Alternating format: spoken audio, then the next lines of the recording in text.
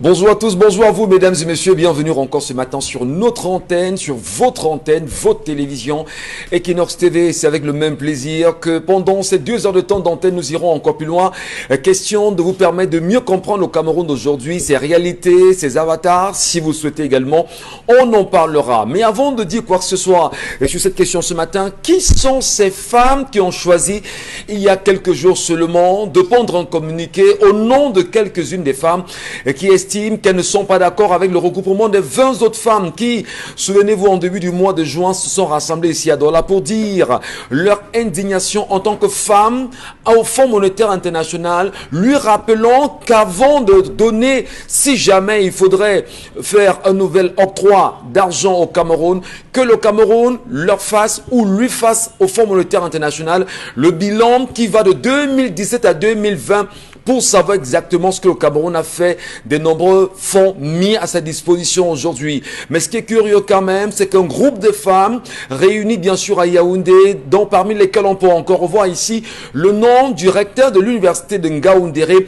qui aurait choisi en tant que femme de faire entendre leur voix, comme quoi elles pensent que ces dames-là ne représentent pas le Cameroun. Peut-on comprendre véritablement que dans ce climat qui est assez délétère aujourd'hui au Cameroun, sommes-nous véritablement sortis de l'ornière lorsque les femmes, sur qui on avait peut-être espoir qu'elles pouvaient peser de leur voix, de leur poids, de leur capacité à faire plier certaines données, que ce soit d'autres femmes fortement impliquées dans le sérail qui se lèvent et pondent un communiqué comme quoi elles ne reconnaissent pas en même temps ces dernières. Le Cameroun bouge, madame et messieurs, on en parlera certainement pendant cette édition, mais surtout clin d'œil à ceux et celles qui pensent que la CAN risque à nouveau de connaître un glissement au Cameroun. Selon les informations en notre possession aujourd'hui, il est quand même important de dire que des pays amis au Cameroun sont autour de la CAF pour voir véritablement si le Cameroun sera à nouveau prêt le jour dit. Le Cameroun sera-t-il prêt ou pas? On en parle certainement dans cette édition, madame, messieurs, avec vous. Merci. La grande famille, Chalamel, Isabelle Carole, Belmondo Ndjouaka et Dominique Audrey Yengelek. Bonjour à vous, bonjour à tous. Bienvenue à tous. Chalamel, bonjour. Bonjour, monsieur Michel Ngatiou. Bonjour à tous les téléspectateurs. Bonjour à vous, Isabelle Carozopet. Bonjour à vous, Michel Ngatiou. Bonjour aux téléspectateurs. Que se passe-t-il réellement dans la ville de Douala pour qu'on soit toujours en train de parler d'insécurité? Parlons effectivement de cette bande communément appelée microbes. Décidément, même à des heures où on se croit le plus en sécurité, on est plutôt plongé dans cette insécurité et on se pose bien la question de savoir, est-ce que c'est normal qu'on se retrouve dans une telle situation? On en parlera pendant cette édition également avec vous, madame, messieurs. Belmondo Ndjouaka, bonjour et bienvenue ce matin. Bonjour Michel, bonjour à tous et merci de rester connectés sur Tistos le Zénith. Dominique Audrey Yengelek, vous allez bien? Oui, je vais bien, merci. Bonjour aux téléspectateurs, bonjour Michel. Il y en a qui demandent à voir vos cheveux. Qui continuent d'attendre. Et à moi, je leur réponds généralement, qu'est-ce que ça change dans vos vies de voir mes cheveux? Oui, ça ne change rien. Vous n'en faites pas un problème. Vous avez combien pour ça? Il faut de l'argent pour ça maintenant? Oui. Pour voir vos cheveux? D'accord. En tout cas, les téléspectateurs vous prennent un témoin. Vous me demandez, vous me donnez mon temps? Vous avez une proposition? Il est dit dans la Bible que la femme couvre les cheveux devant ses aînés. Donc Isabelle Carole est dans l'illégalité. Dieu, à l'église, mais chez les Bantous, la femme ne se décoiffe pas. Là. Donc c'est par respect. Donc Isabelle Carole, par respect pour je respecte les traditions. Merci à vous, merci à tous, mesdames, messieurs. N'oubliez pas les points, je pense les axes qui vous permettent bien sûr de réagir aux nombreux sujets évoqués sur cette antenne, dans ce programme. Vous avez la page Facebook 10-12 le Zénith ou encore Equinox TV pour ceux qui nous regardent là-bas. Et vous avez un numéro qui tout à l'heure s'affichera au bas de l'écran. Laissez-nous vos commentaires et avis. Nous vous lirons avec beaucoup de fierté comme c'est le cas chaque matin. Eh bien, ce matin, il paraît que vous avez une histoire particulière pour nous ce matin. Oui. Audrey Dominique Oyenglek. Dominique Audrey. Bon, c'est mieux. j'ai inversé? Oui. Il y a un problème à ça? Oda. Donc, on a l'histoire de cette jeune femme qui est âgée de 24 ans. On lui souhaite bonne chance, même si ça ne compte pas. Elle est en train de composer son examen de baccalauréat. Elle est âgée de 24 ans. Elle est maman d'un enfant d'1 an et demi. Et elle raconte que ça fait quelque temps, son mari lui dit il faudrait que tu ailles au village, vraiment j'ai des problèmes d'argent, je n'arrive plus à à gérer la maison, l'enfant et toi, vraiment, il faudrait que tu ailles au village. Non. Non, elle dit à son mari que non, je ne peux pas aller au village puisque on est là, on est ensemble. Le mariage, c'est le meilleur et le pire. Pourquoi est-ce que je devrais te laisser alors qu'il y a des difficultés? On est ensemble, on se bat. Moi, je suis coiffeuse et j'ai mon petit call box. Je fais les ongles là à côté. Donc, je vais te soutenir comme il se doit et on va aller ensemble. Son mari a tellement insisté qu'elle dit que de temps à autre, elle va au village, elle fait 1 à 2 semaines, elle revient. Malheureusement, le mois dernier, elle a perdu son beau-père et pendant qu'elles étaient à la veillée, il y a 2 ex qu'elle connaît à son mari qui sont venus pendant la veillée et il y a une d'elles qui a eu le courage de venir lui dire « Est-ce que tu sais même que ton mari a un enfant dehors ?» Bon, elle dit qu'elle a fait fi de ne rien éprouver, de ne pas avoir de courroux et tout, mais elle dit que ça, c'est pas ce qui la dérange le plus.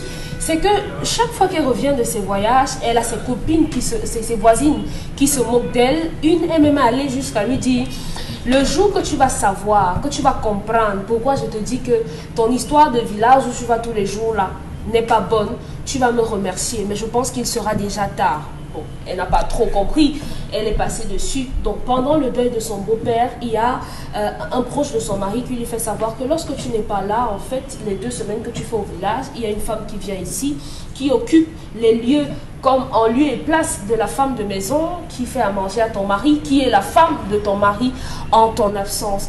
Elle dit donc qu'elle est rentrée, elle n'a pas fait de scandale parce que c'était le deuil de son beau-père. Elle s'est rapprochée de la femme de l'aîné de son grand frère, donc sa coépouse, pour lui poser la situation. Et la coépouse lui dit vraiment, il faut rester tranquille, ne parle pas de ça, laisse-le comme ça, avec ça. Essaye de profiter, comme il est en train de construire ta vie là, mets-la en veilleuse et profites-en simplement, reste tranquille. Donc maintenant la question qu'elle pose c'est de savoir, est-ce que je parle à mon mari de mature à mature, ça ce sont ses termes, ou alors j'applique le conseil de ma coépouse et je reste simplement tranquille, je profite de tout ce que mon mari peut m'offrir comme bien. Voilà. C'est l'histoire de ce matin. Je voudrais peut-être pas faire une dérision, mais qu'est-ce qu'on fait des hommes que lorsqu'ils ne sont pas là, les femmes ramènent des hommes chez eux? Pourquoi me cache-t-il l'existence de cet enfant? Parce que lui ne m'a pas encore parlé. Qu'est-ce que les hommes qui très souvent lorsqu'ils ne sont pas là, les femmes choisissent justement de ramener des hommes chez eux? Je pose juste une question et je m'arrête là. Pourquoi vous posez cette question alors que la dame a posé son point, Michel? Non, c'est juste un rapprochement. Pourquoi vous faites ce rapprochement aujourd'hui?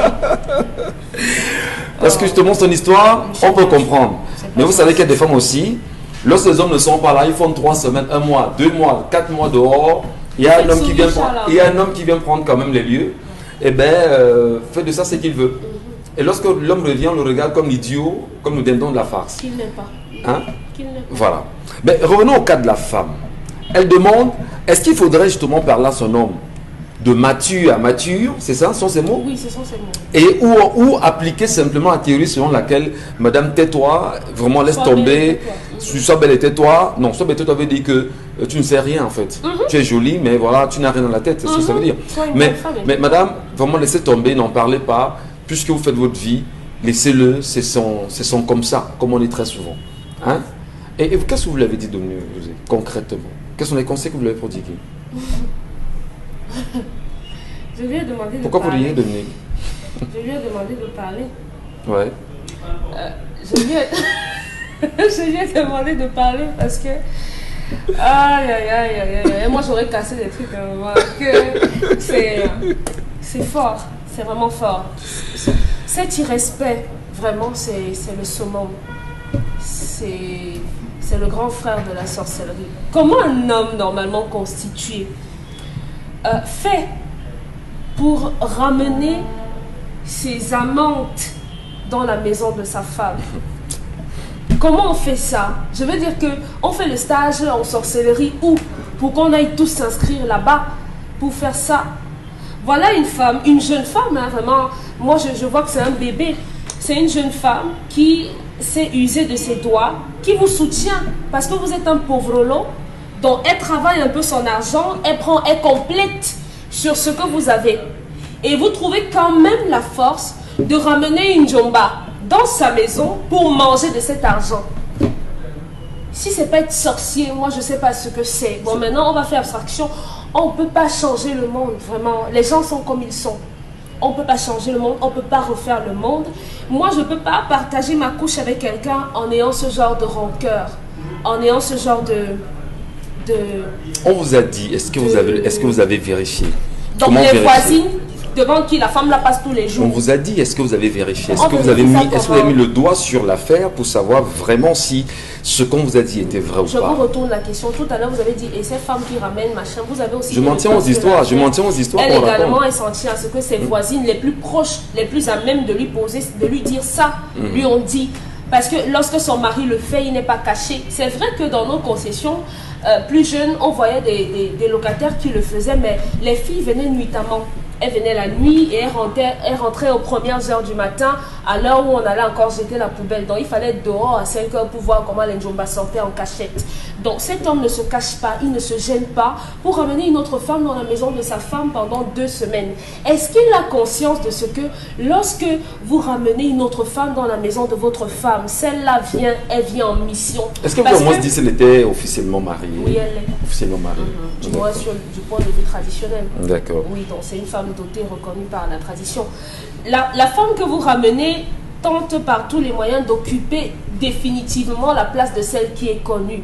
Et par conséquent, aujourd'hui, on a ce phénomène de pratique pas catholique, disons des pratiques même de sorcellerie, parce qu'on peut en arriver là, pour mettre celle-là de côté, en ramenant une autre femme.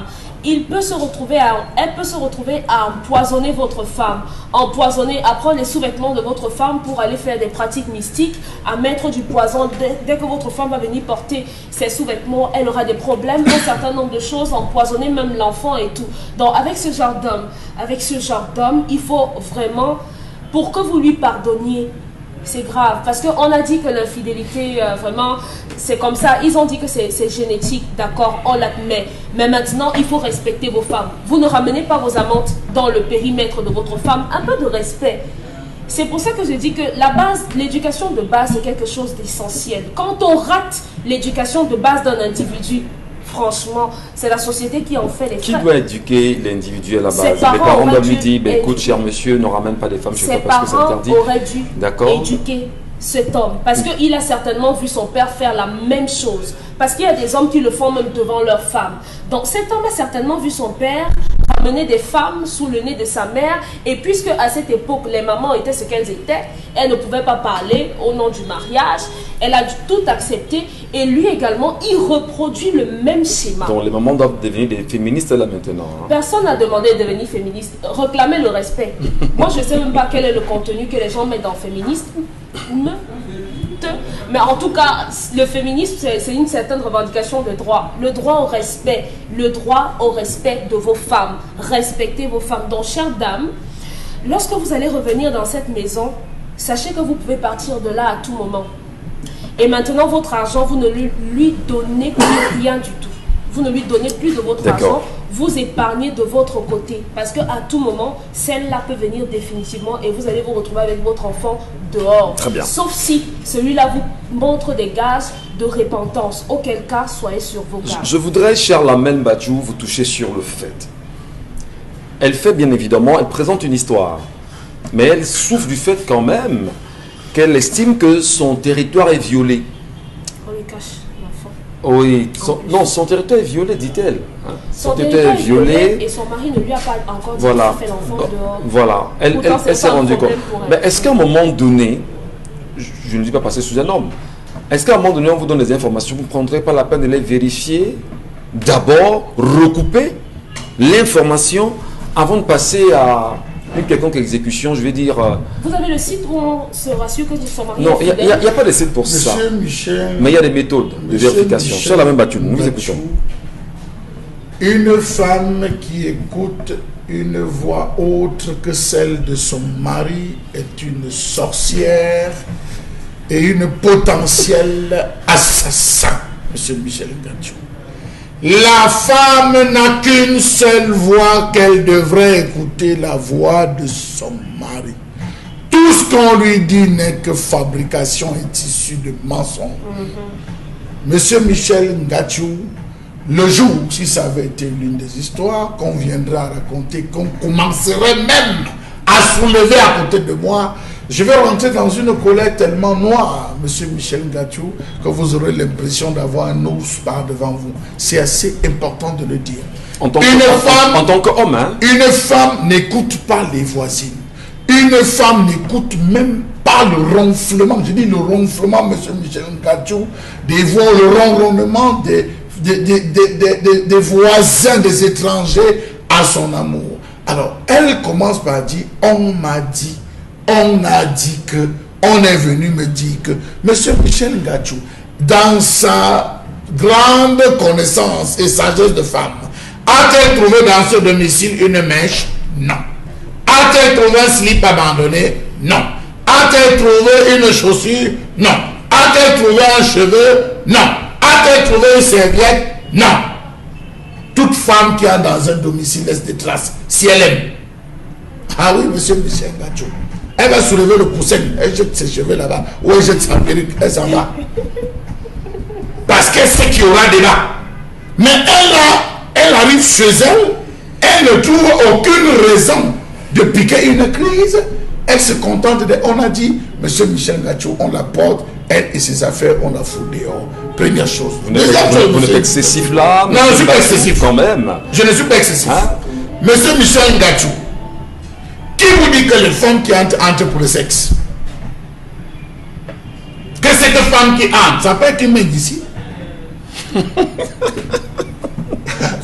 qui vient faire le traitement. Ça peut être une voyante qui vient consulter le type pour le soigner, monsieur Michel Ngatou. On est en train d'imaginer des choses. On critique ce qu'on ne comprend pas, non. Oui, se cache. Ça peut être un qui est malade et vient lui faire des injections. Il y a des suivis particuliers. Vous savez, monsieur Michel Ngatou. Michel, vous ne dites rien. Ah ouais. Donc on ne peut pas tout de go la dire que parce qu'elle entre. Est-ce qu'elle entre triste, elle reçoit avec la joie? Vous voyez, les gens cherchent à dire des choses, les gens cherchent à observer un ensemble. Comment de dehors, dans une maison avec portail, ceux de dehors savent qu'elle est couchée sur les lits dedans? Là est toute la question quand même. Donc, monsieur Michel, est-ce que cette voisine... Mais il y a des traitements. Est-ce que cette voisine peut être aussi entrée? On ne sait jamais. Monsieur Michel Ngatou, il y a des traitements qui nécessitent une assistante. Ça peut être une psychologue. Mais bien sûr, bien sûr. Ça peut être une psychologue. C'est un suivi particulier. Bien sûr. Elle qui va au village, est-ce qu'elle va au village se tourner les pouces? Elle va gérer le champ. Elle va gérer la maison, s'occuper des chèvres et des poules. Mais elle ne va pas au village. Mais écoutez, à quel moment est-elle au village et est-elle à Douala?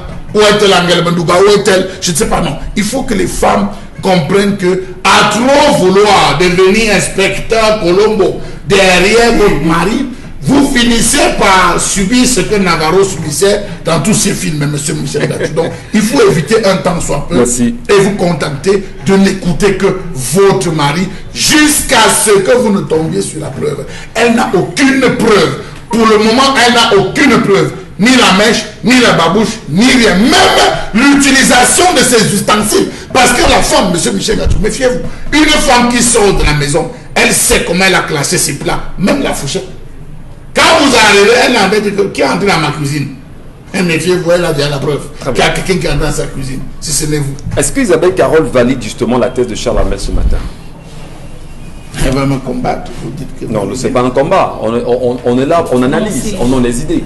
Est-ce que vous validez les thèses évoquées par M. Mbathio ce matin? Oui, je valide cette thèse. Je valide cette thèse parce que c'est peut-être bien surprenant, mais il faut savoir que quand on décide de se marier, vraiment, il faut préserver son cœur.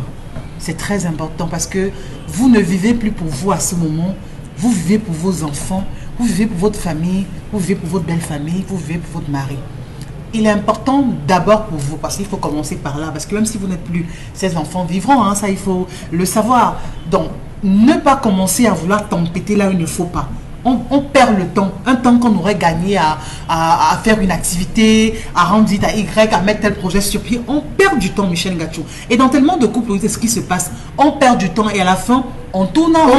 On tourne en rond parce qu'on est en train de se concentrer et se concentrer sur des choses qui ne valent pas la peine. En réalité. Vous dites que mon mari est infidèle, c'est vous qui le dites. Voilà. C'est vous qui dites que mon mari est infidèle. Est-ce que moi, à mon niveau, j'ai vu mon mari être infidèle? Merci. Mon mari a un enfant dehors. Est-ce que j'ai vu cet enfant? Non. Même s'il ressemble à mon mari, est-ce que mon mari m'a dit, Isabelle Carole, ma chérie, écoute, j'ai fait un enfant dehors? Non. Est-ce que jusqu'à preuve de contraire, ma ration souffre de quelque chose? Non. Est-ce que mes enfants vont à l'école? Oui. Est-ce qu'ils sont pris au son? Oui. Est-ce que je vais bien? Est-ce que lorsque je passe à la télé le matin, j'ai le sourire? Est-ce que je suis égayée? Est-ce que je suis toujours au top? Oui, je suis toujours au top. Est-ce qu'il s'occupe de moi quand je suis au village? Oui, il s'occupe de moi. Il vous a chassé parce qu'il dit qu'il n'a plus l'argent. Il ne vous a pas chassé. Il ne vous a pas chassé. Vraiment. Moi, je crois que quand on parvient à répondre à cette question et qu'on a des réponses positives, vous faites votre signe de croix et vous dormez. C'est simple. Parce que qu'est-ce qu'il ne vous dit pas? Qu'est-ce que non, attendez Michel. Ce qui se passe très souvent, c'est que la voisine qui te dit quand tu n'es pas là, ton mari ramène ci ou ça. Quitte ce foyer, Michel Gachou. C'est elle qui sera dans ta maison. C'est cette voisine qui sera dans ta maison. Très bien. C'est elle qui sera la première à faire des avances à ton mari. Il faut que les gens comprennent qu'il y en a qui sont tellement jalouses. Oui. Quand on vous voit le matin sortir avec votre femme, on est jaloux. Gachou travaille, sa femme travaille, ses enfants sont dans telle école et tout. Les gens sont jaloux. Ils n'apprécient pas ça. Pourquoi chez moi il n'y a pas aussi de paisibilité? Pourquoi ma femme ne travaille pas? Pourquoi mon homme n'est pas aussi comme ça? Donc directement on commence à vous faire des problèmes qui ne tiennent pas la route. Tant que vous n'avez pas de preuves, ne portez pas, justement, ne commencez pas à juger des personnes. Vous avez dit une chose assez pertinente tout à l'heure. Il ne faut pas qu'on consacre du temps aux choses inutiles. Parce qu'on devrait se concentrer sur l'essentiel. Oui. Alors, je reprends vos mots. Alors, si jamais on en venait à vérifier, à valider l'infidélité de cet homme, votre attitude serait laquelle? Là, l'attitude est différente. Parce que si c'est moi qui valide ou qui voit, c'est autre chose. Mais quelque chose qui est rapporté, ce n'est pas la même chose. Ça n'a pas le même effet, Michel. Ouais. Quand vous m'appelez pour me dire que non, Isabelle, ton mari est à tel endroit, c'est son problème. Il faut la bloquer même. C'est son problème. C'est pas à vous. C'est pas à vous de m'appeler pour me dire que mon mari est à tel endroit. Ouais. C'est moi qui vis cette relation. C'est moi qui vis ce mariage. C'est à moi de pouvoir. Et c'est justement là où beaucoup de femmes plongent. Parce qu'à un moment donné, bon, ok, d'accord, on vous appelle, il est à l'hôtel et tout, vous allez, vous le voyez, vous faites quoi? Vous prenez vos 5 enfants, vous partez, vous faites quoi? Vous pleurez toute votre vie, vous faites quoi? Il faut être prête à pouvoir affronter les choses. Moi, je dis, on gagnerait à beaucoup faire preuve de maturité. Et lorsqu'on décide de se mettre en couple, on ne vit plus pour soi. Il faut qu'on l'admette. On ne vit plus pour soi, on vit pour l'autre. On vit pour les enfants. Et l'objectif, l'essentiel, c'est de pouvoir avancer. Parce que n'importe quoi arrivera. Non, pas n'importe quoi. Non, on ne cautionne pas. On ne cautionne pas. Lorsqu'on décide de se marier, parce qu'à un moment donné, on a ressenti de l'affection, on a ressenti la volonté ou encore ce désir de s'unir. Et on se marie pour ça, parce qu'on s'aime. C'est pour ça que je dis, j'interroge la question de l'amour. Si je réponds à ça par l'affirmative, alors je n'ai aucun souci. Moi je dis, il ne faut pas que les gens commencent, on ne suivait pas le mari de quelqu'un ou la femme de quelqu'un.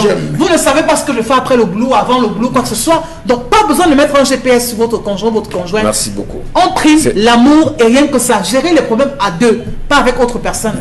Belmondo Ndjouaka, je voudrais que l'on revienne sur des réalités, on va dire, des phénomènes qui sont présents autour de nous. Il y a des femmes qui, vous savez, les maisons sont collées. Hein. Lorsqu'elle est de l'autre côté avec son mari, celle de l'autre côté entend simplement les gémissements, les bruits, et tout de suite ça crée des frictions. Ça, c'est un premier point. Deuxièmement, sur l'histoire proposée ce matin, est-ce que c'est vraiment pas ce type de voisine en réalité qui n'a pour idée que de vouloir gâcher ce que vous avez construit, bâti? Monsieur, je vous en prie. La voisine n'a pas dit directement que votre mari le fait. C'est au deuil pendant le deuil. Que la famille de son mari lui dit. Oui, on pose la question. Voilà. Pourquoi ne pas le dire? Pourquoi le dire? Est-ce que c'est pas justement, permettez, une mauvaise voisine? Une mauvaise belle-sœur même. La voisine n'a rien dit. La voisine lui a dit que ton village où tu pars tous les jours là, quand ça va cuire, ou bien quand ça va pourrir, ça va sentir. Elle a juste mis la puce à l'oreille. Oui, je t'avais dit, tu pars au village tous les jours. Est-ce que c'est différent? C'est différent. Belmondo, votre point de vue sur ça. Oui, mais je vais en une minute, une anecdote pour corroborer. Non, je n'en ai pas. Pour corroborer ce que Charles Amiel a dit tout à l'heure, c'est très important. Moi, je vais vous rendre. Moi, je l'ai vécu. Okay. Vous l'avez vécu? Oui, je vais le dire. Vous êtes venu voir la femme à la maison? Non, à la maison ou bien? Non, moi j'étais malade. D'accord. Et on m'avait prescrit des injections. Alors, il se trouve que non loin de chez moi, il y avait une infirmière. Et donc, elle sort très tôt le matin, 6 heures, elle est partie. Et donc, elle m'a proposé, donc, elle peut m'aider, mais pourvu que j'arrive à la maison avant qu'elle ne sorte. Donc, avant 6 heures. Ce qui fait que j'étais obligé de sortir parfois 5h30, 5h45, aller chez elle pour qu'elle m'injecte avant de s'en aller au boulot. Mais il y a des personnes, des voisins justement, qui me voyaient chaque fois, qui ne me voyaient pas entrer, mais qui me voyaient sortir de chez elle à 6h. Voilà. 6h, 6h15, on me voyait sortir. Belmondo est là-bas. Et donc, du coup, je vous assure, il y a des femmes au quartier qui sont venues dire à mon épouse, si mon épouse elle écoute, hein, méfie-toi. Hein. je suis le programme, que attention, ton mari m'a mis dehors à la maison. Ouais, ça commence comme ça. Oui, mais parce que ton mari, on le voit toujours, il dort à la maison, comment tu... Oui. Et du coup, tellement on lui a dit ça qu'à un moment donné, mais... Oui, elle se pose ces questions, elle dit, mais quelles sont ces questions qu'on me pose chaque fois? Chaque fois. Et elle vient me dire, mais attends, est-ce que tu sais que... Vous êtes passé au tribunal, là. Bien Oui. sûr. Mais j'ai dit, mais malheureusement, pour ces femmes-là, C'est elle qui vous réveille le matin. mon épouse m'a dit, attends, il paraît que c'est parce que tu vas aux injections chaque fois là qu'on te voit sortir et elle a appelé l'une de ces dames. Que tu m'as, devant moi, toi tu m'as dit quoi de mon mari? Voilà. Voilà. Un exemple. Bravo. Mon mari, il prend des injections là-bas chaque fois. Donc arrêtez de vous mêler des problèmes des gens. C'est différent de... Je vous ai pas envoyé surveiller mon mari. Et ça, il m'a dit. En face. En face. Voilà. Je vous ai pas envoyé surveiller mon mari. On est au quartier, on s'est retrouvé au quartier, on ne se connaît pas. Vous n'êtes pas de ma famille, je ne sais pas. C'est clair. Non. À un moment donné, votre femme, comme Charamel le disait, comme il disait, ne doit écouter que doit faire confiance à son mari. Si vous ne faites pas confiance à votre mari, il y en a qui ne vous aiment pas. Votre bonheur ne plaît pas forcément à tout le monde. Vous êtes un couple exemplaire, un couple, on vous envie au quartier parce que vous vivez bien, qu'on entend, il n'y a pas de dispute chez vous, vos enfants vont bien à l'école, ils sont bien portés. Mais ça fait des jaloux. Tout le monde n'est pas fier de vous voir heureux. Mais qu'est-ce qu'on gagne? Et même dans votre famille, il y en a, même parmi vos soeurs, parmi vos frères, parmi vos beaux, il y en a qui ne sont pas contents. Attends, celui-là, comme il est marié, croit qu'il est arrivé. Donc on va faire tout pour vous détruire. Et si vous cédez à ça, vous écoutez. Non, attendez, Charles a dit quelque chose de fondamental, d'essentiel. On a cherché les filles même quand on était jeune, même quand on louait les chambres, même quand... Une fille qui arrive chez vous fait tout pour laisser une marque. Oui, elle ne sort pas. Ou elle oublie une boucle d'oreille, ou je sais pas. Les coiffes. Oui, il y en a toujours. Ou bien elle laisse un parfum. Oui. Elle peut pomper un parfum Où exprès. elle est son savon? Elle laisse son savon. Il y a toujours. Le garçon est moumou, il ne peut pas nettoyer derrière. Non, c'est pas ça. C'est pas l'endroit où tu vas voir. Mais donc, vraiment, les voisins là, moi si ce monsieur est locataire même là-bas, je préfère même qu'il quitte de là. S'il est en location dans cette zone-là, qu'il aille ailleurs, parce que là, oui, C'est ça qu'on doit faire attention, que ce soit avec les voisines, que ce soit avec les copines, que ce soit avec la famille. Parce qu'on te dira facilement, non, il faut quitter cette femme, est-ce que tu peux même la supporter, hein, une femme qui est ci, une femme qui est ça et tout. Michel Ngachou, mettez votre femme dehors avec vos 4 enfants. Quand vous aurez faim, vous saurez l'importance de votre femme. Essayez donc, parce que vous avez donc compris que tel a dit, tel n'a pas dit. Mais je vais vous dire, attendez. Oui. Attendez, il faut qu'on soit sérieux. C'est pas pour autant que madame vous ferait n'importe quoi. Non, permettez. Oui, allez-y. Au nom de que il y a les enfants. On ne vous abandonne pas, très simplement. Écoutez, là on s'éloigne. Non, je dis ceci. C'est à vous deux, c'est vous qui êtes serein dans votre couple. Vous êtes ça vous plaît de gérer les conflits, c'est pas la voisine de venir vous dire des choses. Non, d'accord, non, je suis d'accord. Non, totalement d'accord. Mais j'ai dit, c'est pas parce qu'en réalité, madame, vous avez le sentiment que parce qu'on vit ensemble, on a fait 4-5 enfants, vous posez des actes qui ne tiennent pas au nom de l'amour. Non, mais on madame, n'est pas d'accord. Par exemple, on vous dit, vous avez la maison et les enfants, vivez. On va faire notre vie. Des actes de violence, par exemple, il y a des choses sur lesquelles on ne badine pas. Quand vous voyez que votre vie est en danger et tout, ben c'est normal que vous décidez de plier bagage. Quand vous en avez marre de votre... Bon, moi je dis ceci. Si vous voulez quitter votre partenaire, quittez-le parce que vous avez décidé de le quitter. Ne le quittez pas parce qu'on vous a demandé de le quitter. Faisons c'est deux choses bien différentes. Parce que là, au moins, vous assumez votre choix. C'est vous qui décidez de le quitter. C'est pas la copine ou la voisine ou la belle famille qui vous fait 30 secondes, Michel Ngachou. 30 secondes. Je veux dire à toutes les femmes que vous connaissez entre vous. Monsieur Michel Ngachou, il y a des hommes que lorsqu'ils transportent même leurs collègues, quand il finit la dépose, là, ils passent à la laverie pour l'aspiration.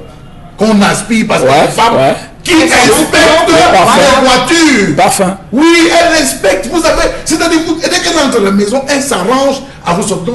Mais jusqu'à quand? Mais ça veut jusqu'à dire quand qu'il y a eu des il faut vivre précédents. comme ça, Dominique Audrey? Non, si Inspecter une à chaque femme se fois? comporte comme ça veut dire qu'il y a eu des Non, précédents. il y a des femmes de nature.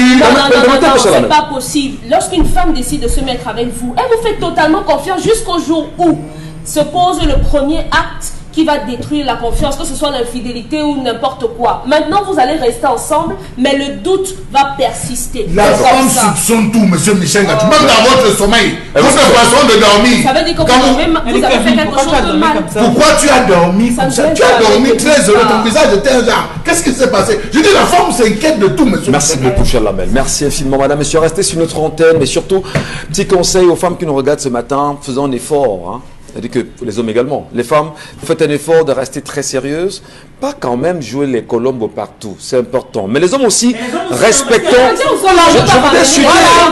insulter que les hommes, justement, respectent leurs femmes autant. Mais les gars, on sait qu'on peut jongler, mais jongler quand même en respectant vos femmes, s'il vous plaît. Respect. La colère.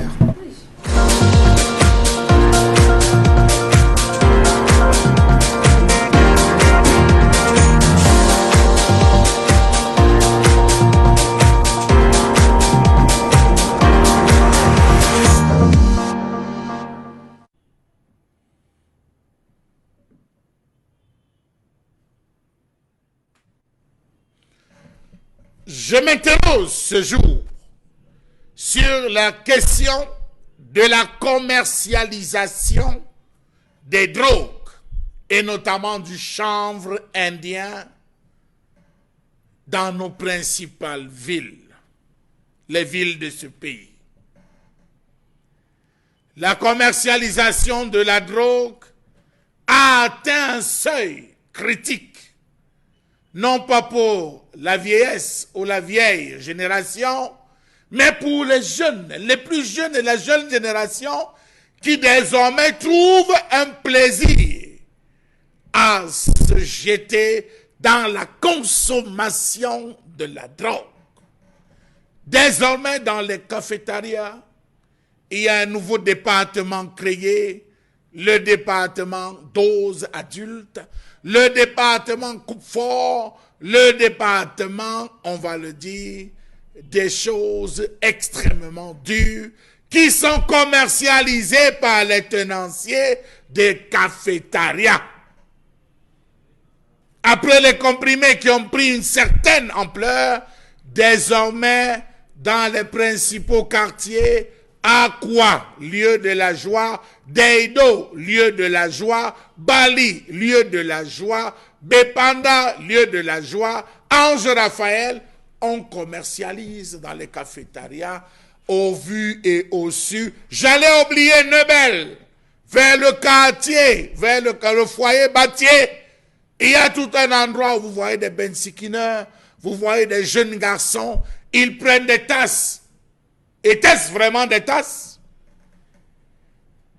Je m'interroge sur le pourquoi est-ce que les pouvoirs publics ne font rien pour endiguer ce poison qui, de par ses tentacules, provoque une tumeur sociétale à nul autre pareil.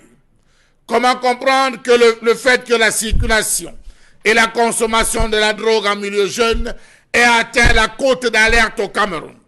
Savez-vous que 60% des jeunes âgés entre désormais 15 et 25 ans ont déjà consommé la drogue au moins une fois. Les plus prisés sont l'alcool, le tabac, le chanvre indien, le tramadol, la cocaïne et j'en passe. Savez-vous qu'au Cameroun, la drogue est devenue pour les jeunes ce qu'est le bonbon pour les enfants, en milieu urbain comme dans les villages, travailleurs, chômeurs, scolarisés ou non, les jeunes Camerounais consomment à longueur de journée énormément de drogue pour, disent-ils, noyer les soucis et affronter les épreuves de la vie. Bensikineurs, maçons, on les retrouve désormais à ne plus se cacher et à le prendre sous diverses formes. Vous avez des jeunes qui, dans certains bars, parce qu'il faut le dire, certains barman sont complices. Ils vendent des comprimés. Pendant qu'il prend une bière, il coupe un comprimé, jette à l'intérieur. Vous avez des jeunes qui se jettent dans la cigarette. Mon Dieu, c'est terrible. Vous avez parfois dans vos domiciles des enfants, un enfant trop calme. Vous avez l'impression que vous avez Jésus-Christ, alors qu'au fond, c'est un démon en état latent.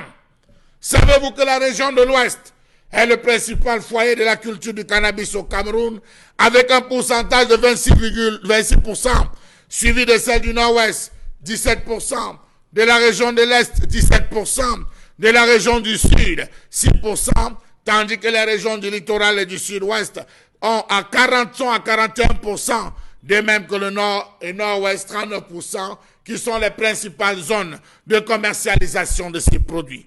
Le Cameroun est devenu un pôle de trafic illicite de drogue en Afrique. La drogue entre au Cameroun par toutes les voies, en plus de l'importante quantité déjà cultivée sur place. Allez à Bonamou Sadi. Et là, je pèse mes mots. Les nouvelles rues de la joie de Bonamou Sadi. Bonamou Sadi, quartier des Bobos. Vous allez voir ce que les jeunes font là-bas le soir. Ils ne se cachent plus des comprimés, des filons comme ils les appellent. Ils se retrouvent pour beaucoup à sniffer déjà. On se demande dans quel capharnaüm on se trouve. Ce n'est pas les vieux, c'est des jeunes enfants qui se retrouvent là. Regardez comment le taux de violence est en train d'atteindre un pic. C'est lié à tout cela. Les citoyens se sont familiarisés au terme drogue, expression très courante dans les pays occidentaux qui fait son bout de chemin au Cameroun. À en croire le ministère de la Santé, le Cameroun est passé de pays de transit à pays de destination, de consommation et de culture de la drogue. Elle est devenue depuis plus de 15 ans la plaque tournante dans la sous-région depuis la chute des cours de culture de rente traditionnelles comme le cacao, le café et le coton. Nombre d'agriculteurs se sont davantage lancés dans la culture du chanvre indien. Des sources policières affirment que les villages de Kumbo, Bana, Bamenju, Banjun, Bameka et bien d'autres s'apparentent de plus en plus à une plaque tournante. Selon l'Office des Nations Unies contre la drogue et le crime, 200 millions de personnes ont consommé au moins une fois une drogue illicite et d'après le Comité national de lutte contre la drogue, plus de 10% de personnes ont grandi ou travaillé dans les lieux de culture. 32% des jeunes de 17 ans fument et un jeune sur 4 âgé de 11 à 18 ans a déjà fumé. Plus de 32% des jeunes ont consommé du cannabis au moins une fois entre 15 et 30 ans. La drogue tue plus de 55 000 jeunes chaque année de suite d'une surconsommation, laquelle représente 40 à 60% des causes immédiates de tous les accidents pour les jeunes de 18 à 25 ans. 55 000 jeunes, c'est au Cameroun, ce n'est pas ailleurs. 55 000 jeunes qui partent dans un silence effroyable. Les drogues, au fil des ans, s'est montré de plus en plus fréquentes et tenaces dans les lieux de la quête du savoir. D'après une ONG américaine, 30% des élèves des villes de Yaoundé et Douala sont des fumeurs. Les problèmes de la vie poussent 5% des enfants à consommer de l'alcool, 70% des enfants de la rue prennent le cannabis. La drogue est la cause de 40% des crimes et délits, 80% de violences conjugales et de 15 à 20% des accidents de travail. Selon un rapport du Comité national de lutte contre la drogue rendu public en juillet 2015, le Cameroun en général et Douala en particulier se présente comme la plaque tournante du trafic des stupéfiants en Afrique centrale. La drogue commercialisée au Cameroun provient majoritairement de l'Afrique de l'Ouest, notamment du Nigeria et de la filière asiatique avec les Indo-Pakistanais. Puisqu'on en parle, allez à Niala-Parizo. Tout l'axe de Niala-Parizo, là où il y a des nouveaux snack bars, après un colbon, toute cette zone, allez vous y voir, vous allez vous rendre compte de ce qui s'y passe, de comment c'est vendu dans les snack bars, de ce qui est fait. En 2014, il faut le dire, ça avait atteint un record dans ce pays. Les principaux consommateurs de drogue sont pas autres d'importance. Les bandits, les jeunes, les enfants de la rue, les mototaximens, les prisonniers, les éléments de maintien de l'ordre, les avocats, les journalistes, les médecins, les étudiants, les élèves et les prostituées avec comme principaux fournisseurs les colboxeurs, les colboxeuses, les vendeurs de cafétéria, les braiseuses de poissons et de maïs, et j'en passe. Attention, c'est très grave ce matin. Une colère de congé. C'est grave dehors, monsieur Michel. J'ai compris. C'est très grave. C'est une colère de congé. Ça. Vous riez tous sur ce plateau. Oui, c'est dangereux parce que les enfants vont bientôt terminer avec les examens et ensuite ils seront en direction. Allez, merci à vous qui nous regardez ce matin. Et la colère, bien sûr, exprimée par Charles Lamine Bachou. Nous sommes certains que si vous nous regardez ce matin au quartier Nkomkana, à Yaoundé précisément, vous vous retrouvez dans l'affaire. Si vous nous regardez à la briqueterie ce matin, vous comprenez très bien la colère exprimée par Charles Lamine Bachou. Si vous nous regardez à Melaine précisément, au lieu dit Minifem, vous comprenez très bien la colère exprimée ce matin par Charles Lamine Bachou. Si vous nous regardez ce matin au quartier Manguier, dans sa globalité, vous comprenez très bien que la colère exprimée ce matin est une colère remarquable. Dire que peut-être ces quartiers ne sont pas les seuls, mais pratiquement Yaoundé dans sa globalité, on sait comment ça se passe dans les lycées et collèges et jusque dans des universités, si vous voulez, privées et voire même d'État aujourd'hui. Qu'est-ce qui peut expliquer, malgré les efforts mis en place par le gouvernement camerounais, d'amener les Camerounais à ne plus investir dans la consommation de la drogue, mais on se rend compte qu'ils sont très nombreux, qui sont impliqués dans la commercialisation. C'est toute une mafia aujourd'hui. Et quand je dis mafia, je pèse mes mots parce qu'en même temps, on se demanderait sur ce plateau si on peut s'en sortir véritablement. Belmondo Njouaka. On peut stopper la saignée de la commercialisation des drogues au Cameroun? C'est une possibilité. Ouais, pour qu'on ne commercialise plus la drogue, il faudrait qu'il n'y ait plus de consommateurs de drogue. Donc il faut commencer par stopper. Déjà, on se pose des questions. Avant, on nous disait que ça entrait au pays, mais aujourd'hui, on cultive la drogue chez nous. Donc ça se limite plus à... Le cannabis? Bien entendu. Ouais. Oui, autrefois, on pouvait dire on va sécuriser les entrées, les aéroports, les ports et autres. Mais aujourd'hui, on cultive chez nous. Donc, ça devient compliqué. Maintenant, je pars à la base. Je pense que c'est ici, là, les parents sont interpellés. Parce que ça commence... C'est les plus jeunes qui consomment, qui sont les plus grands consommateurs de ces types-là chez nous. Quand vous avez un enfant à la maison, il a dit dans sa colère, vous avez un enfant qui est très calme, qui ne sort pas, qui s'enferme toujours dans la chambre. En journée, il est très calme, il est très poli. Faites très attention. Faites très attention. C'est un volcan. Donc, faites très attention. Généralement, quand vous les voyez en journée, pour remarquer ces gars-là, quand vous, pareil moment, 10h, 9h, 10h, ils sont calmes. Hein. Certains sont en train de dormir. Vous avez des jeunes, vous avez un enfant qui à la maison, il ne fait que dormir. Le soir, il est toujours dehors, au carrefour avec les autres. Il rentre un peu tard, en matinée, il dort. Faites très attention. Et il faut surveiller les amis avec qui vos enfants marchent. Parce que ça commence par là. Mais j'ai insisté sur la commercialisation. Ça veut dire que ces enfants poussaient 55 000 jeunes. Puisque c'est le 55 000 qui décèdent quand même chaque année. C'est très grave. Chaque année. Oui. Après avoir consommé justement les drogues. Qu'est-ce qu'on peut faire au Cameroun aujourd'hui pour stopper la saignée de la commercialisation? Et ça veut dire que la police camerounaise est incompétente? Non. Ou elle ne fait pas bien son travail? Non. Les dealers, parfois on les connaît et vous serez même surpris de comprendre qui sont les véritables dealers. Ouais. Ce sont des personnes haut placées. Vous arrêtez, c'est au sommet, vous prenez un petit détaillant au quartier, vous le récupérez, vous l'amenez à la gendarmerie ou au commissariat. Le même jour, le même soir, il est au quartier. Et vous posez la question. On connaît où ces gars à la vente. On connaît les coins. Si vous avez besoin de ça tout de suite, on vous indique. Hein? Vous avez dans les quartiers, il a parlé des callboxers. Vous avez des callboxers qui sont là jusqu'à 2h, 3h, 4h. J'ai vu un cas. Vous pensez qu'on vient téléphoner? J'ai vu un cas pareil ici. Il appelé comment? Pas très loin du terminus, Carrefour Terminus. Voilà. Vous avez des femmes qui vendent du poisson brisé dans une certaine heure de la nuit. Vous êtes dans un carrefour, il n'y a personne. Vous demandez à qui elle va vendre ce poisson. Il y a un poisson là qui est au feu, on ne va jamais acheter ce poisson. Qui ne cuit jamais. Elle est là, on l'agresse jamais. Vous passez par là, on vous agresse. Mais cette dame-là, on l'agresse jamais. Elle est là. voyez un petit gars, il a son petit café, un café de rien du tout. Vous allez, vous voyez, il y a toujours... C'est le passeur. Oui, c'est le passeur. Donc, il y a des... Donc, vous voyez, monsieur, on vous dit, donne-moi une tasse. Mais la tasse que ce monsieur consomme, c'est pas la tasse ordinaire. Ok? Donc, il faut faire... Dans les restaurants, c'est pareil. Il y a une sorte de risotto, de riz sauté. De riz sauté. Et des légumes particuliers. Quand vous arrivez... Oui. Non, dès qu'il entre, il dit dans le restaurant que... ma chérie, aujourd'hui, je tape sec. Voilà.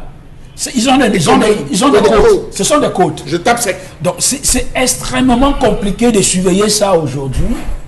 Vous voyez, allez dans les snack bars. Vous contrôlez ça comment? Dans les boîtes de nuit, vous contrôlez ça comment? Ce sont les plus jeunes, 15 ans en montant, qui sont là. On a parlé du tram, c'est le tram... Le tramol. Tramol, tramadol, les noms même je ne les connais pas. Dans les snack bars, ils utilisent des injections antitétaniques. Voilà. C'est-à-dire les injections antitétaniques, c'est assez fin, ça transperce les capsules. Non, les capsules.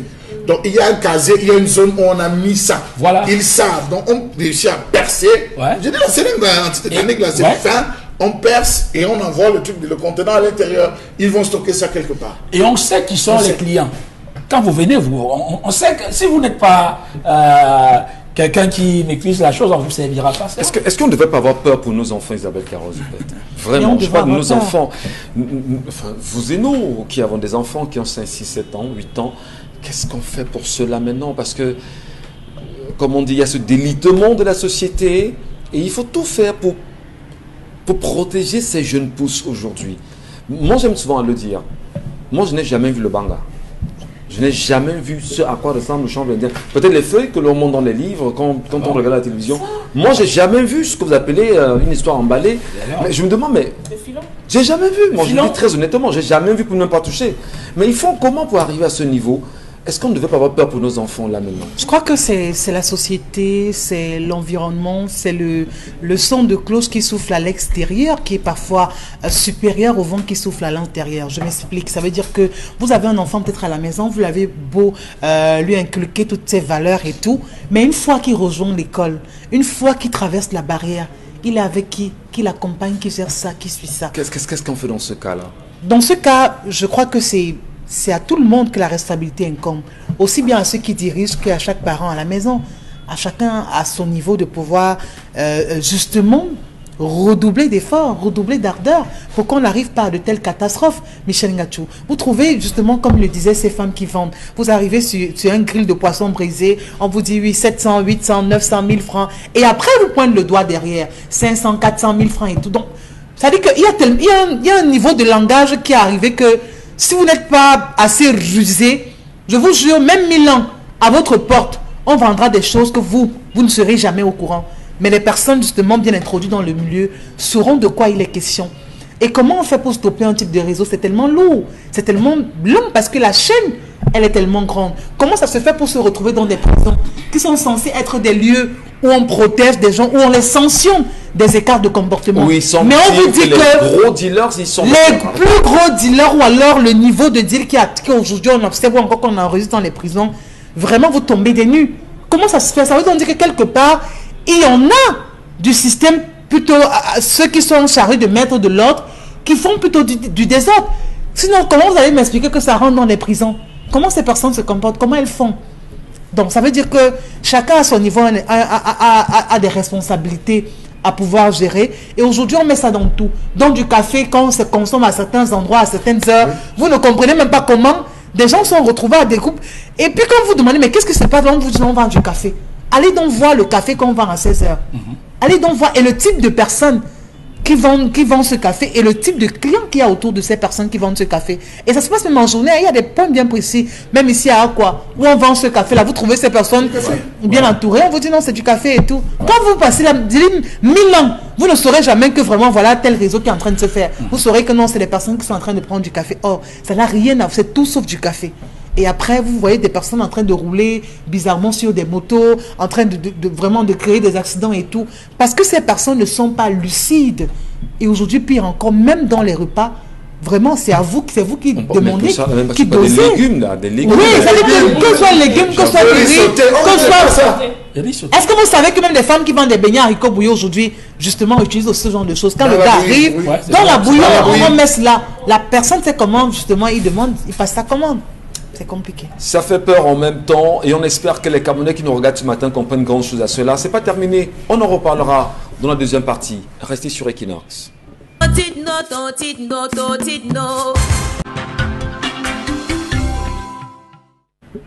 Bienvenue à tous, bienvenue dans la deuxième partie de votre émission 10-12 le Zénith. Madame, Messieurs, c'est un plaisir encore de vous savoir très nombreux à nous regarder ce matin, mais surtout à tenter de mieux comprendre les réalités qui gravitent autour de ce pays qu'est le Cameroun. Et parlons bien sûr de Cameroun avant de rentrer dans cette colère restituée par Charles Membachou, portée sur la commercialisation des drogues, notamment le cannabis au Cameroun aujourd'hui. Les conséquences qui en découlent, il va falloir quand même que les Camerounais ouvrent les yeux grandement sur la démission actuelle si vous voulez, de l'ancien secrétaire général adjoint de la Confédération africaine de football, Anthony Bafoué, justement, qui, 8 jours seulement après une mission d'inspection qu'il est venu faire au Cameroun, a choisi délibérément de quitter ses fonctions de secrétaire général adjoint de la Confédération africaine de football. Je vous l'ai dit, bien sûr, à l'entame de l'émission, que les tractations vont bon train. Parlera-t-on dans les jours à venir d'un nouveau glissement de la CAN au Cameroun ou pas, quand on sait que beaucoup se préparent à vivre la compétition au Cameroun en janvier prochain et que l'on sache en même temps que les infrastructures pour beaucoup semblent être inachevées et que des pays quand même africains aujourd'hui sont assez investis pour tout faire pour récupérer cette CAN comme ça a été le cas avec la dernière qui s'est jouée en Égypte. Est-ce que le Cameroun peut véritablement se dire aujourd'hui qu'il est capable d'organiser cette CAN? Et au-delà de la CAN, une question quand même nous interpelle. Qu'est-ce qui se passe autour du nouveau passeport qui vient d'être mis à disposition des Camerounais? Beaucoup pensent qu'il y a une augmentation sur le prix du passeport qui aurait connu une augmentation de 35 000 francs CFA et désormais passe à 10 000 francs CFA. Alors, on le sait, dans d'autres pays, le passeport coûte quand même 50 000 dans certains pays africains. Qu'est-ce qui peut expliquer qu'aujourd'hui au Cameroun, que l'on entend bien que mal, de ramener le passeport à 110 000? Attention, madame, messieurs, ça fait grand bruit et les Camerounais commencent à se demander exactement si désormais le levier économique serait le peuple camerounais et que les éléments pareils, on devrait tout faire pour spolier autant les Camerounais. Peut-être les députés devraient s'y pencher puisque à partir du 8 juin, donc c'est-à-dire ils sont rentrés au Parlement, peut-être mieux comprendre la question du passeport et des coûts qui sont pratiqués, ce n'est qu'une pièce d'identité. Bienvenue à tous. Allez, on en parle encore pour mieux comprendre la commercialisation des cannabis au Cameroun. Dominique Audrey, je vous regarde en même temps parce que vous comprenez mieux la chose. Quand je dis vous comprenez mieux... Vous comprenez mieux la chose parce que vous aviez quand même, à chaque fois sur ce plateau, pris la peine de nous dire que vous connaissez quand même un peu Minifem. J'ai grandi, je suis à Minifem. Oui, à Minifem. Et quand on dit Minifem, il faut bien faire et tout non, ça. il faut faire la nuance. Vous étiez à Minifem, vous viviez Minifem, mais vous ne tiez pas Minifem. On se comprend parce que en termes d'éducation. Je ne suis pas totalement Minifem. Parce que si on dit que je ne suis pas Minifem, c'est comme si je suis un peu en marge. Il y a le côté qui est... On y a grandi, oui. Mais maintenant on a quand même pris des bonnes habitudes. Alors parlons de commercialisation de drogue. Pour toi qui étais très jeune, est-ce que vous avez entendu au moins se parler? C'est ce que je veux savoir. Bien sûr, comme tout le monde. J'ai vu, j'ai marché avec les gens qui le... Je vais dire que... J'ai vu. C'est bien sorti. Voilà. J'ai vu, quand on grandit dans ces environnements-là, c'est difficile de s'en défaire. On avait... Il y a des petits noms, hein. Là-bas, il y a le chef, il y avait Zaparo, il y a les noms de code, il y a... C'est un monde dans ce monde. Mais aidez-nous, nous qui ne connaissons rien à ça. C'est un monde c'est pas ces noms de code-là. Non, il y a le chef, il y a tel, il y a tel, il y a tel et tout.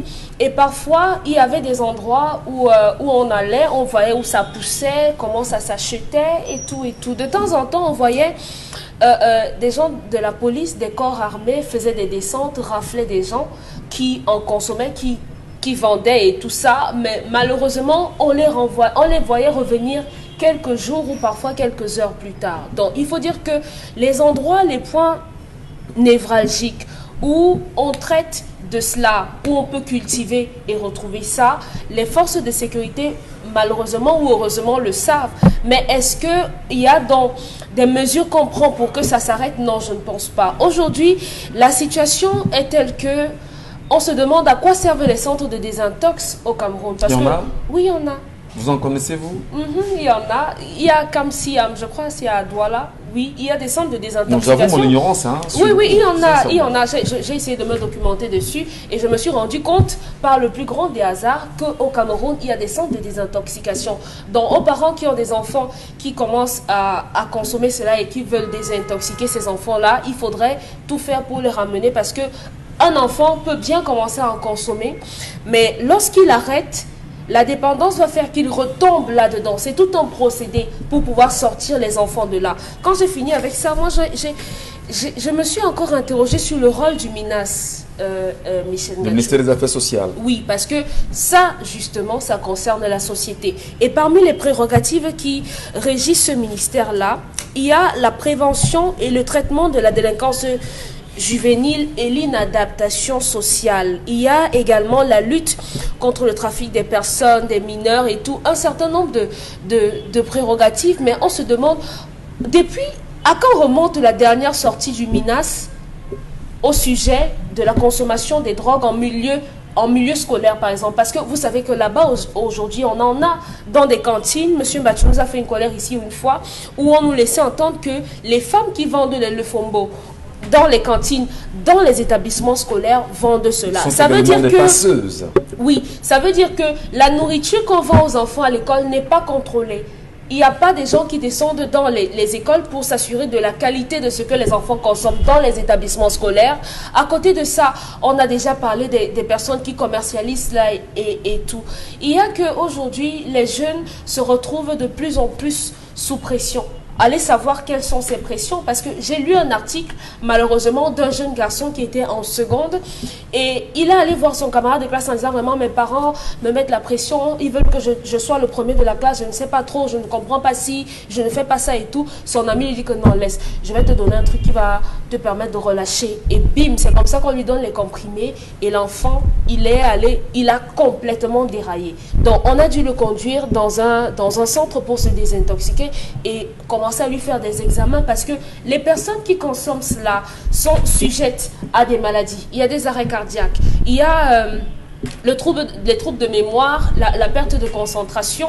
Une personne qui consomme des stupéfiants n'a plus la possibilité d'être comme une personne normale, parce qu'ils disent malheureusement on le fait parce qu'on a besoin de se sentir bien, on a besoin de s'évader et tout, sauf que cette évasion, ce bien-être qui est momentané a un prix, et c'est le prix de votre santé. Aujourd'hui, on a pleinement conscience que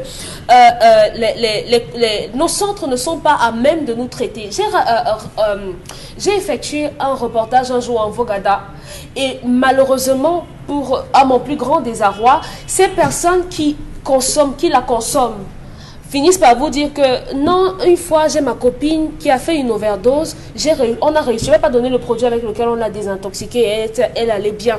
C'est pour dire qu'aujourd'hui, il y a des mesures de contournement qu'ils trouvent. Dominique, justement, même si vous êtes rentré justement dans leur univers en lui-même, oui. On entend des filles dire on a besoin de cannabis dans nos huiles. On a besoin de cannabis pour nos cheveux. Oui, pour les cheveux. On a besoin de cannabis pour notre protection, on va dire, de notre appareil génital. On a besoin de cannabis. Ça, c'est pour les prostituées. Je dis n'importe quoi. Je dis ce que j'entends tout le temps. Oui. On a besoin de cannabis pour X, pour Y. Pour chasser les mauvais esprits. Pour chasser les mauvais esprits. Pour attirer les hommes. Pour attirer les hommes. Oui. Alors, vous croyez vraiment qu'avec ce florilège d'éléments proposés aujourd'hui, la commercialisation peut se stopper ou pas? La commercialisation peut se stopper, je ne pense pas. Je ne pense pas, parce que même à travers les médicaments qu'on nous prescrit à l'hôpital, il y a des drogues qui sont censées atténuer la douleur, parce que c'est de là que tout part, pour qu'on se retrouve au comprimé.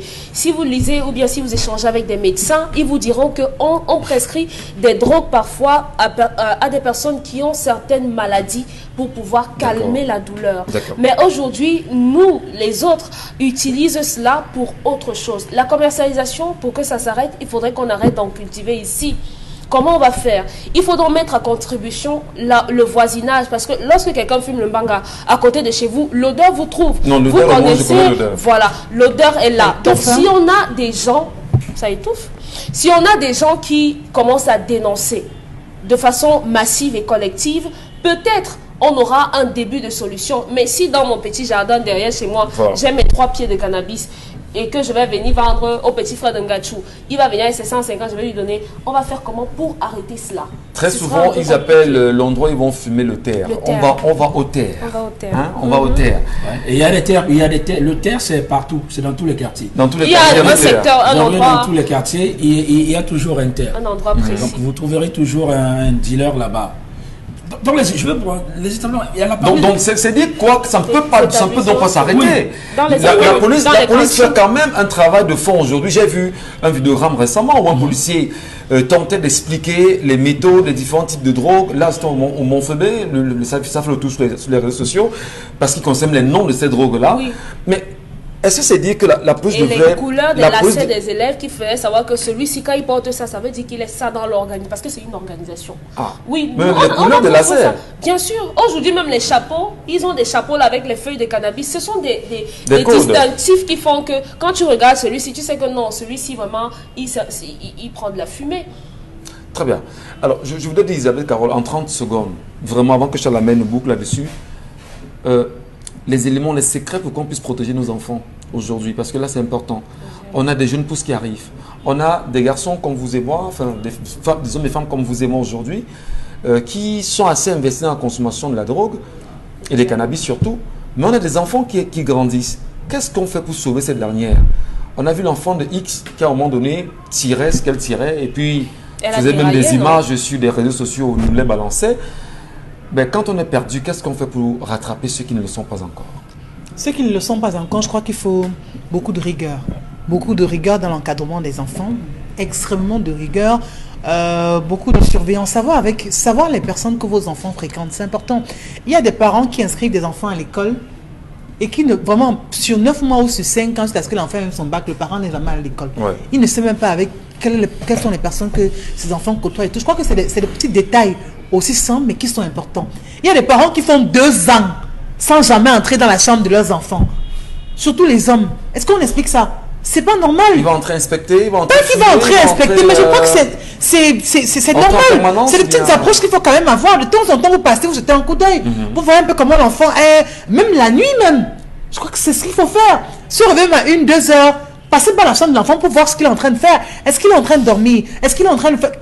Parce que c'est justement à ces moments, parfois, qu'ils soient en train de fumer, qu'ils soient en train de fouiller par-ci, qu'ils soient en train de prendre un téléphone, qu'ils ne sont même parfois pas dans la chambre. Il y a des parents qui sont levés des fois des nuits en catastrophe et ont découvert que les enfants n'ont même pas dormi à la maison. Ouais. Ça veut dire que la base a été ratée. Parce que Charles a même dit ici, c'est le père qui ferme la porte de la maison. Non, mais ça c'est ce qu'il fait. Il ferme la porte, alors il faut fermer les portes. Et il va se coucher avec ça. Non, c'est comme je dis. C'est ça que l'enfant. Il ne connaît pas la suite. Non, je suis désolé parce que le père qui ferme tient la clé. Il ne laisse pas la clé. Sur la porte. C'est pour ça que je dis, il faut vraiment surveiller, il faut utiliser des mesures proportionnelles à l'âge de l'enfant. Ça aussi sont les éléments qu'il faut intégrer. Très bien. Monsieur Mbachou, puisqu'on parle de commercialisation aujourd'hui, on se rend compte que le réseau est tellement étendu, qui va de la culture à la livraison. On a même des personnes bien connues aujourd'hui qui font ce travail, qui sont des vendeurs, des passeurs connus. Très souvent, moi je vais à Limbela, et il y a un mec qui est bien connu ici, qui est debout à chaque fois quand c'est un Djombe. C'est un Djombe? C'est un Djombe, je crois. Oui, c'est un Djombe, je crois bien. Oui, il y a un Djombe. Il y a un mec qui est là. Quand vous passez, tous les chauffeurs, on le connaît. Ouais. On vous dit que non, ça c'est le mec, il est debout, toujours propre avec un mouchoir. C'est ce qu'il fait. Vous avez des cylindres qui gardent. Oui, des cylindres gardent. Alors, qu'est-ce qu'on fait? Depuis combien d'années il est là? Non, ça fait une dizaine d'années que moi je le connais. Voilà. Alors, chez la même battue, commercialisation, est-ce possible de croire à un éventuel arrêt de cette saignée? C'est possible ça au Cameroun? Je dirais littéralement non.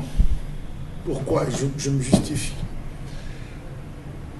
Jusqu'à une certaine période, c'était l'affaire des garçons. Des bandits, des enfants qui vous savez pas à l'école, des voyous, les gars qui restaient au quartier, les gars qui jouaient les cartes. Mais aujourd'hui, c'est devenu l'affaire des filles et des femmes. Les filles sont entrées dans cette affaire plus que les garçons. Ah, détrompez-vous, monsieur Michel Gadjou. Ne voyez pas votre fille à la maison, vous pensez qu'elle est naïve. Je dis généralement, monsieur Michel Gadjou, à partir de 11 ans, j'ai une façon d'appeler mes filles. Oui, parce que je sais que tu n'es plus naïf. Je sais que tu as un regard. Donc, je t'anticipe sur 20 ans, monsieur Michel Gadjou. 20 ans. À des moments, pourquoi tu es comme ça? Je suis comme ça. Vous vous rendez compte que les chiffres font froid autour. On vous parle de 15 millions de jeunes scolarisés âgés entre 13 et 15 ans qui fument déjà, qui boivent déjà. Je suis rentré ici pas loin de Descartes, dans un, je sais pas si on va dire, un cafétéria. Alors j'étais assis, après je me dis, c'est moi quelque chose, on est entré, derrière il dit que, fais-moi, c'est coup fort, il a dit un truc, c'est coup fort, 12 adultes. Le gars m'a servi, monsieur Michel Gadjou. À peine j'ai pris la première bouffée que j'ai vu Mathusalem. J'ai dit, j'ai vu Mathusalem en 20 secondes, monsieur Michel Gadjou. J'ai dit, tu viens de me servir quoi là? Il me regarde. Les gars ont commencé à dire, oh, je m'interroge. J'ai dit, taisez-vous. Vous pensez que c'est là qu'on faisait, on s'amuse? Et c'est là, je dis, tu viens de vendre quoi? J'ai commencé au sein le temps. Quelqu'un m'a tiré, il m'a dit, quelqu'un laisse. Laisse, tu ne peux pas comprendre, Gavion, va. Je te donne, va t'asseoir quelque part, tu bois. Et après, je me rends compte que c'était un homme en tenue. Oh. C'était un homme en tenue. Ah oui, disons les vérités, monsieur Michel Gadjou. Vous voyez dans des quartiers, il y a des gars qui ont des pouces spécifiques, un thermos d'une certaine couleur. Il arrive, il connaît tous les endroits. J'ai été triste d'aller rendre visite à un frère, monsieur Michel Gadjou, à village, entrée lycée. Il y a tout un endroit derrière sa maison, les gens jouent au football. Le soir, les gars vont s'asseoir là-bas, ils fument. Je vous assure, personnellement, j'ai appelé les numéros requis. On a envoyé une brigade, effectivement. Mais les gars sont venus, se sont plutôt assis avec les gars, chacun lui-même pour lui. Imaginez-vous qu'on envoie une brigade qui est censée interpeller les individus parce qu'on dit, les gars arrivent avec leur pick-up, ils descendent, ils allument. Alors, comment penser la répression comment penser la répression lorsque celui qui est censé punir est le premier à venir fumer avec l'oppresseur? Voilà la question qu'il faut poser. Vous avez des gars qui, avant d'aller au tribunal, plaider, tirent. Là, il y va des histoires qu'on vous a racontées quand même. Mais monsieur Michel Gadjou, ces chiffres, ce rapport est disponible au Comité national de lutte contre la drogue. C'est disponible. C'est disponible. Je dis, ils fument. Certains juges, je dis certains juges, monsieur Michel Gadjou, parfois pour arriver, se retrouvent à prendre. Donc, dites-vous, vous avez, on dit, 60% de personnes ont fumé le cannabis. C'est-à-dire 60% de jeunes. De jeunes. 15 et 20. Vous avez 44,8% qui sont dans le tramadol, principalement les benzikineurs. Vous vous imaginez, aujourd'hui, il y a tellement de motos. Quand vous prenez la moto, monsieur Michel Gadjou, au lieu de regarder le blouson du gars, regardez ses yeux. Beaucoup font la moto avec les yeux, les pupilles dilatées. Ouais. Les pupilles extrêmement dilatées. Vous avez un enfant qui rentre à la maison, il est dans son coin, il ne parle pas trop. Soit vous arrivez, il dort beaucoup. Il mange, il dort beaucoup. Vous commencez à vous interroger parce qu'il y a des enfants qui consomment. Regardez les lèvres aussi. Regardez les lèvres. Les dents. Ces affaires de snack bar, les affaires de bar, les affaires de chicha et tout ce que vous imaginez, vous ne pouvez pas savoir ce qui se verse à l'intérieur. Et aujourd'hui, j'ai plus peur pour les filles. Vous voyez les filles qui ont des problèmes de conception. On va prendre des messages. Ça va. Les enfants qui ont des problèmes de conception aujourd'hui, les jeunes filles. Allez interroger M. Michel Gadjou. C'est ça. Très bien. Allez, les messages, Isabelle Carozopet, je vous en prie. Qu'est-ce qu'ils nous disent nos téléspectateurs ce matin? Alors, ils sont tellement nombreux à avoir réagi ce matin, que ce soit par rapport à l'histoire du jour. On va aller très vite, hein, je vous en prie. Bonjour à vous, le 10-12. Je pense que lorsqu'on décide de se mettre en couple, on doit respecter cela et un point, c'est tout. Autre message, bonjour à vous sur le plateau. J'apprécie l'intervention des hommes. Je crois que cette femme, justement, doit se contenter de ce qu'elle voit. Du moment où elle n'a pas vu le contraire, alors qu'elle conserve toujours son mari ou alors qu'elle mène sa petite enquête. Autre message, bonjour à vous sur le plateau. Dans une relation amoureuse, ce qui compte, c'est ce que vous voyez, le reste n'est pas important. Autre réaction SMS, bonjour à vous sur le plateau. Concernant l'histoire du jour, que la dame fasse un jour semblant d'aller dans ses champs et après de revenir de manière inopinée pour voir si son mari sera seul ou pas. C'est Lucie qui nous envoie ce message. Est-ce que c'est une bonne chose aussi ou pas? Il ne faut pas vivre dans le déni. Hein? Venir à espionner le On mari. reprend les messages. Autre réaction SMS, bonjour à vous sur le plateau concernant l'histoire du jour. Que le monsieur fasse l'enfant dehors, je crois que s'il est un homme assez mature, il ferait mieux de venir en parler à sa femme plutôt que de laisser les gens le dire. Autre message. Bonjour à vous, très belle émission. Concernant le phénomène des microbes ici à Bonabéry, c'est tellement compliqué. Il faut que les autorités essayent de voir parce qu'on vit dans l'insécurité totale. C'est Jojo qui nous envoie ce message. Bonjour à vous sur le plateau. Je crois que cette femme n'a pas les preuves. Et tant qu'elle n'a pas ses preuves, qu'elle reste tranquille. Si son mari a vraiment eu des enfants dehors, il n'a qu'à venir en parler avec elle. Bonne journée à vous. Merci effectivement à vous qui nous regardez. Et allons saluer ce matin Consti Lamine, puisque la tradition voudrait à chaque fois que nous l'écoutons. Et avec beaucoup de plaisir, Consti, ce matin, vous avez Sodepco. Bonjour. Bien entendu, Michel Gachou, bonjour à de nombreux téléspectateurs et bonjour à tous les partenaires et clients du concept Salaka. Et parmi ces partenaires, vous avez l'un des poids lourds du concept Salaka, c'est les magasins Sorepco. Pourquoi je mets l'accent sur le mot lourd? Lourd déjà de par la qualité, bien sûr, de ces produits, lourd déjà de par la qualité des prix qui sont les plus bas, mais également lourd de par la qualité du partenariat entre le concept Salaka et les magasins Sorepco. Raison pour laquelle ce matin je suis encore là pour essayer d'attirer l'attention de tous les téléspectateurs, pour essayer bien sûr de permettre à tous ceux-là qui ont besoin des produits de très très bonne qualité, qui ont besoin d'un congélateur, qui ont besoin d'un réfrigérateur, qui ont besoin des carreaux, qui ont besoin des meubles de bureau, qu'ils peuvent se rendre dans tous les magasins Sorepco. Et parlant bien sûr des clients des magasins Sorepco, je tiens à remercier ce mardi matin de la plus belle des manières tous les policiers du commissariat du 9e arrondissement de la ville de Douala qui ont choisi les magasins Sorepco pour se ravitailler au maximum. Alors faites comme cela, allez dans les magasins Sorepco et achetez les appareils de très très bonne qualité. Et ce matin, j'attire l'attention de tous les téléspectateurs que nous sommes à quelques jours de la fin de la promotion sur les congélateurs. Ah ben oui, n'allez plus garder le poisson chez le voisin, n'allez plus demander de l'eau glacée chez le voisin, n'allez plus garder la bière chez le voisin. Donc chacun devrait avoir un congélateur à la maison. Chacun devrait avoir un appareil qui lui permettra de conserver les aliments, d'avoir de l'eau glacée, de conserver bien sûr sa boisson. Et où devrait-on acheter ces congélateurs-là? C'est uniquement dans les magasins Sorepco. C'est dans ces magasins que vous avez les congélateurs d'origine, les congélateurs Nyanga, les congélateurs stylés. Oh là là là là là là, la marque Parma. Rien que le nom vous donne l'envie d'acheter ce congélateur. Rien que le nom vous donne l'envie d'avoir un congélateur Parma à la maison. Alors revenons un instant sur le prix. Alors à combien peut-on avoir un congélateur Parma dans les magasins Sorepco? Tenez-vous tranquille, un congélateur de 188 litres. Regardez la contenance, regardez la qualité, regardez le design. Oh là là là là là là, c'est neuf, c'est dans le carton avec garantie. Ce ne sont pas les congélateurs là, ce sont les congélateurs d'origine. Vous les avez à 250 000 francs. Un congélateur de 188 litres dans n'importe quel magasin Sorepco du Cameroun. Je rappelle que le stock est en train de s'épuiser. La promotion s'achève dans quelques semaines. Alors rendez-vous directement dans les magasins Sorepco. Vous êtes revendeur, vous êtes titulaire d'un bar, d'une boîte de nuit, d'un restaurant, vous êtes particulier, vous avez besoin d'un congélateur de 188 litres. Alors je vous invite d'aller dans les magasins Sorepco.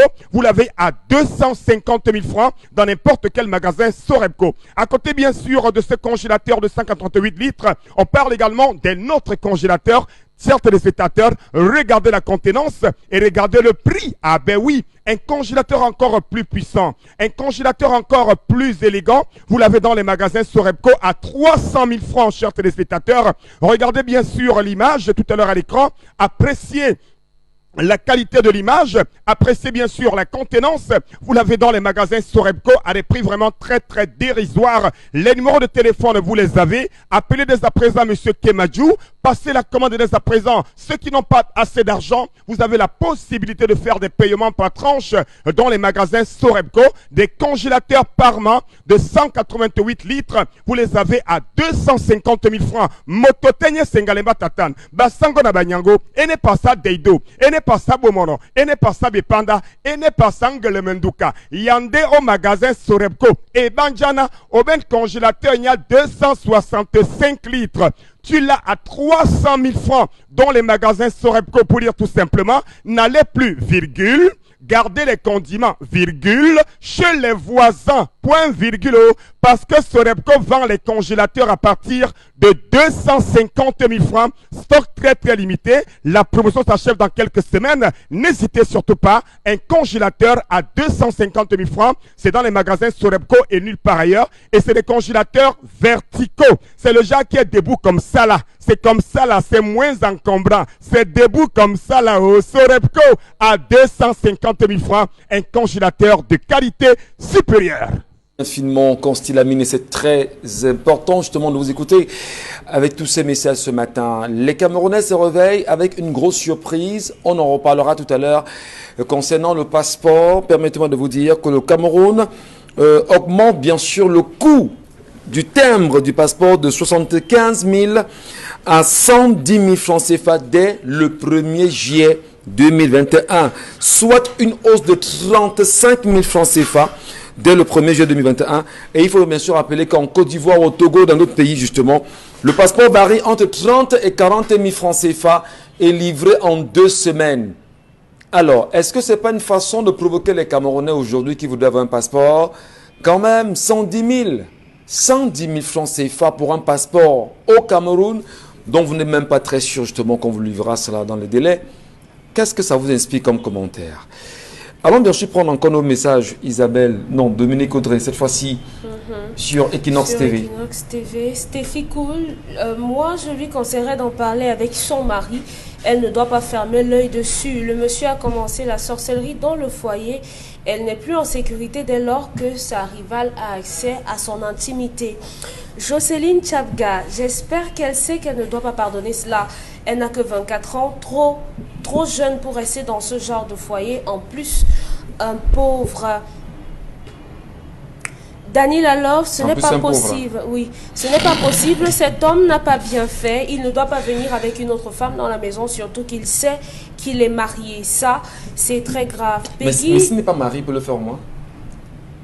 Oui, là, la maison n'appartient qu'à lui. Un homme ne doit pas venir dans une maison. Mais maintenant, ici, là, puisque personne n'a voulu dire qu'un homme, même si c'est une rumeur, ne doit pas ramener ses amantes dans la maison. On a tout fait de dire que, oh, surveillance, oh, on est en train de suivre. Personne ne doit le faire. Qu'on soit marié ou pas. Si on entretient une relation, on ne doit pas le faire. Qu'on soit marié ou pas. Du moment où on entretient une relation, on ne doit plus le faire. C'est-à-dire que si c'est elle qui entre, c'est Michel qui entre chez vous, qui est en relation avec vous et tout, vous ne devez pas ramener notre personne.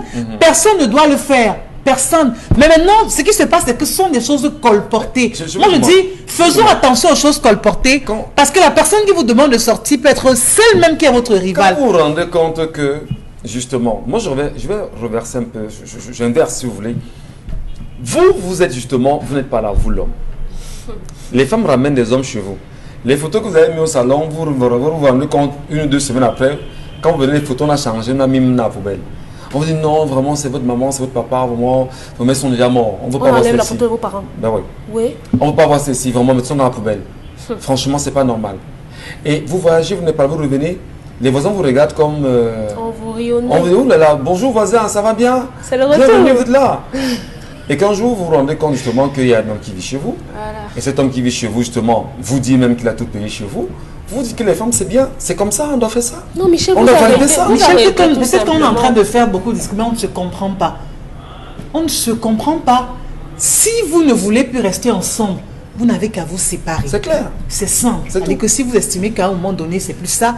Mais je dis, quand vous prenez une décision, il faut que cette décision vienne de vous. Fondamentalement. Parce que demain, c'est vous qui devez assumer la décision que vous prenez. Mais ne prenez pas une décision parce que c'est votre frère, c'est votre père, c'est votre soeur, ou enfin c'est votre voisine qui vous dit laissez tomber cette femme. Très C'est bien. de ça qu'il est question. instant. Assumez vos choix, vos points de vue, vos décisions. Assumez-les de vous-même. Sauf qu'on fait l'amalgame. Ici, personne ne demande à la dame de faire un choix.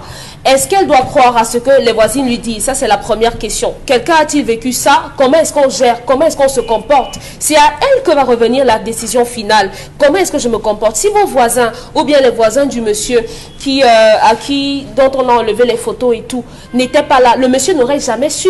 Il peut se faire tuer par le monsieur qui vient habiter chez lui. Bien sûr. Qu'est-ce qui va lui mettre la puce à l'oreille? C'est toujours parce qu'il y a un événement extérieur qu'on se rend compte que peut-être mon enfant vole parce que la voisine là-bas m'a dit qu'on le voit marcher avec l'enfant on a tabassé la dernière fois. Il y a toujours quelqu'un qui vient de quelque part vous dire quelque chose. Donc lorsqu'on vous dit quelque chose, ne prenez pas de décision, mais prenez sur vous. Prenez du recul, faites une introspection et interrogez-vous, tout simplement. 30 secondes, cher Label. À la première question, on a répondu. Ah, d'accord. La première question de Dominique Audrey, on a répondu. Et si le type se mettait dans une logique de polygamie?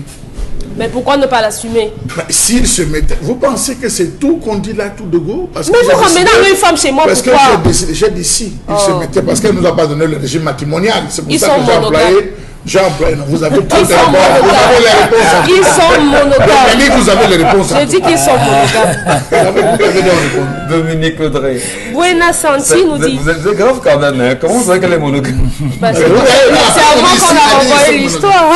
Si c'est un mari fructueux, ça va.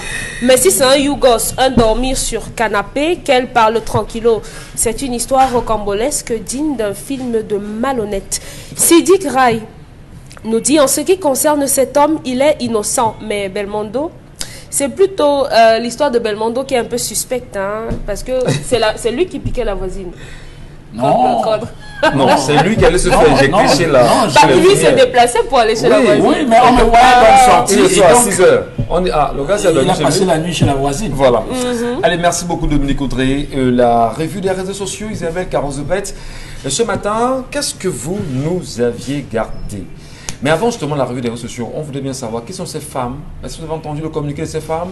Vous avez lu le communiqué de ces femmes qui ont choisi bien sûr de faire entendre leur voix en boycottant? Qui sont-elles? Connaissez-vous un nom? Parce que moi... On en parlera. Ah, ah. C'était juste un petit clin d'œil. Pourquoi avoir attendu que... C'était une virgule. Voilà, pourquoi avoir attendu que les 20 ou 30 Il y a un communiquent commentaire justement, il y a un téléspectateur qui a dit que si vous allez me fouiller, vous verrez que ce sont les femmes des personnes qui sont interpellées par... Vous voulez qu'on donne quelques noms? Voilà. Oui, s'il vous plaît, on veut savoir qui c'est. N'est-ce pas? Oui. Vous avez le professeur Justine Difo. Vous avez... Pardon. On a compris. C'est bon. Et continue. On a compris. Si on voulait donner des Le noms, seul nom là. Le premier nom On peut imaginer le reste. on a pardon. compris. Merci beaucoup. Continuez, La revue des Michel. réseaux sociaux. C'est souillant. Hein. Oui, mais politique. Bon, on va faire l'émission. Monsieur Mathieu, arrêtez de nous faire rire. Membre politique. Ça, C'est voilà, passé. ça va. C'est bon. Allons-y. La revue des réseaux sociaux. la revue des réseaux sociaux. Bon, excusez-moi, c'est Charles Amel aussi en même temps. J'ai fait Allez, quoi vous avez dit que c'était...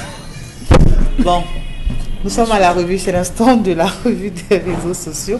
Parlons dans cet hommage justement, ou encore de ce dessin du pasteur Tibi Joshua. Voilà, ce célèbre télé-évangéliste que tout le monde a connu, que tout le monde connaît, qui n'est plus, qui est donc décédé, il faut le dire, depuis samedi, donc 5 juin. Ces photos inondent sur la toile. Des milliers de personnes, de hautes personnalités, même de son pays, ne cessent de rendre hommage à ce faiseur de miracles plutôt controversé. Parce que oui, il faut le dire, il y en a qui estiment que ce qu'il faisait c'était ça, il y en a qui pensaient que c'était des choses un peu aussi inventées et tout ce qui va avec. Bref, il y en a qui croyaient et qui n'y croyaient pas. Dans tous les cas, on a quand même vu des centaines de fidèles en pleurs, que ce soit devant les portes de la synagogue Church of All Nations, dans le quartier Ikotum, Egbe de Lagos, que ce soit aussi de par le monde, que ce soit au Cameroun ou encore dans les autres pays, parce qu'il y en a qui le suivaient justement via ses réseaux sociaux, qui le suivaient 50 millions via d'abonnés quand même. ses chaînes. Il avait tellement d'abonnés parce qu'il prêchait justement aussi, via votre téléviseur, vous avez cette possibilité de pouvoir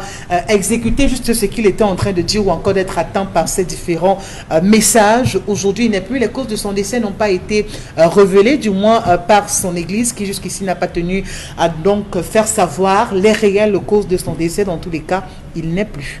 Le monde en parle bien sûr depuis pratiquement 48 heures de son décès annoncé, on va dire le week-end dernier. Tibi Joshua, comme on l'appelait d'ailleurs, qui samedi dernier, après avoir pris sur lui de faire encore un petit moment d'évangélisation, a quand même eu des propos qui n'étaient pas loin de quelqu'un qui disait bien sûr au revoir aux uns et aux autres. Il aurait fait sa part justement et il doit rentrer se reposer. Comment comprendre cela? Les nombreux chrétiens du monde, mais surtout ceux qui étaient abonnés à ces chaînes et sont dans la constellation, son décès qui a touché beaucoup de parents, beaucoup de mamans. Vous vous souvenez quand même qu'il vous disait que lorsque vous voulez prier, vous avez un problème, mettez la main sur la télévision, vous priez, ça va passer. C'était quand même. Je crois que ça, c'est la foi qui compte. C'était là. Ça, c'est la foi.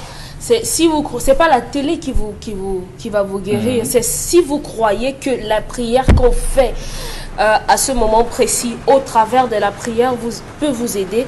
C'est seulement à ce moment précis-là que vous pourrez avoir une sorte de guérison. Mais ce qui m'a marqué chez le monsieur, c'était la prêche, la qualité de la prêche, la façon dont il expliquait la Bible pour ceux qui y croient, sans forcément appartenir à son église ou bien à une autre obédience ou bien de quelque horizon spirituel qu'on soit.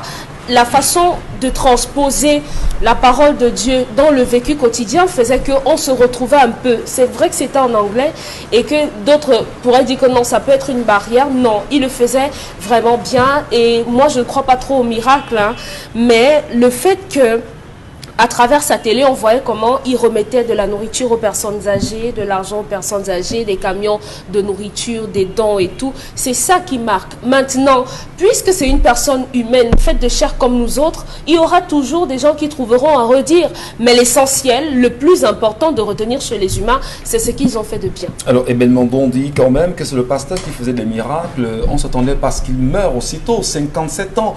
Est-ce qu'il aurait été malade et caché sa maladie?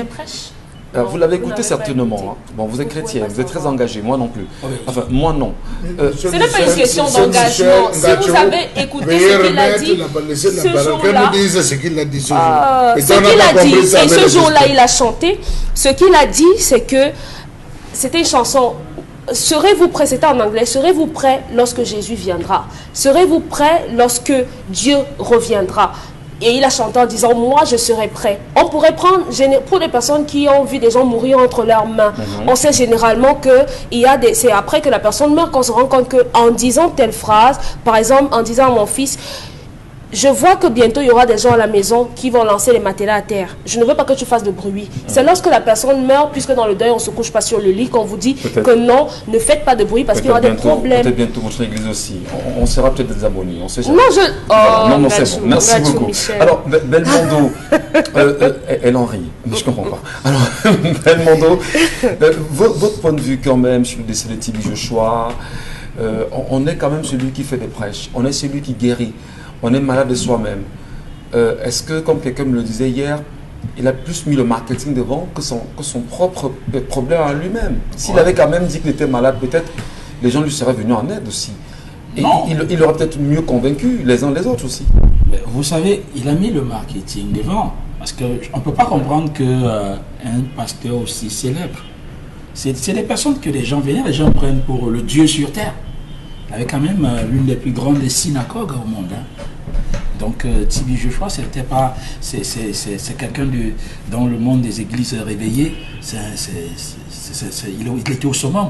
Ouais. Donc maintenant, être malade, lui pasteur, lui qui soigne, qui fait des miracles, le faiseur des miracles, le prédicateur de la bonne nouvelle, être malade, il ne peut le dire à ses fidèles pour que les fidèles aussi prient pour lui.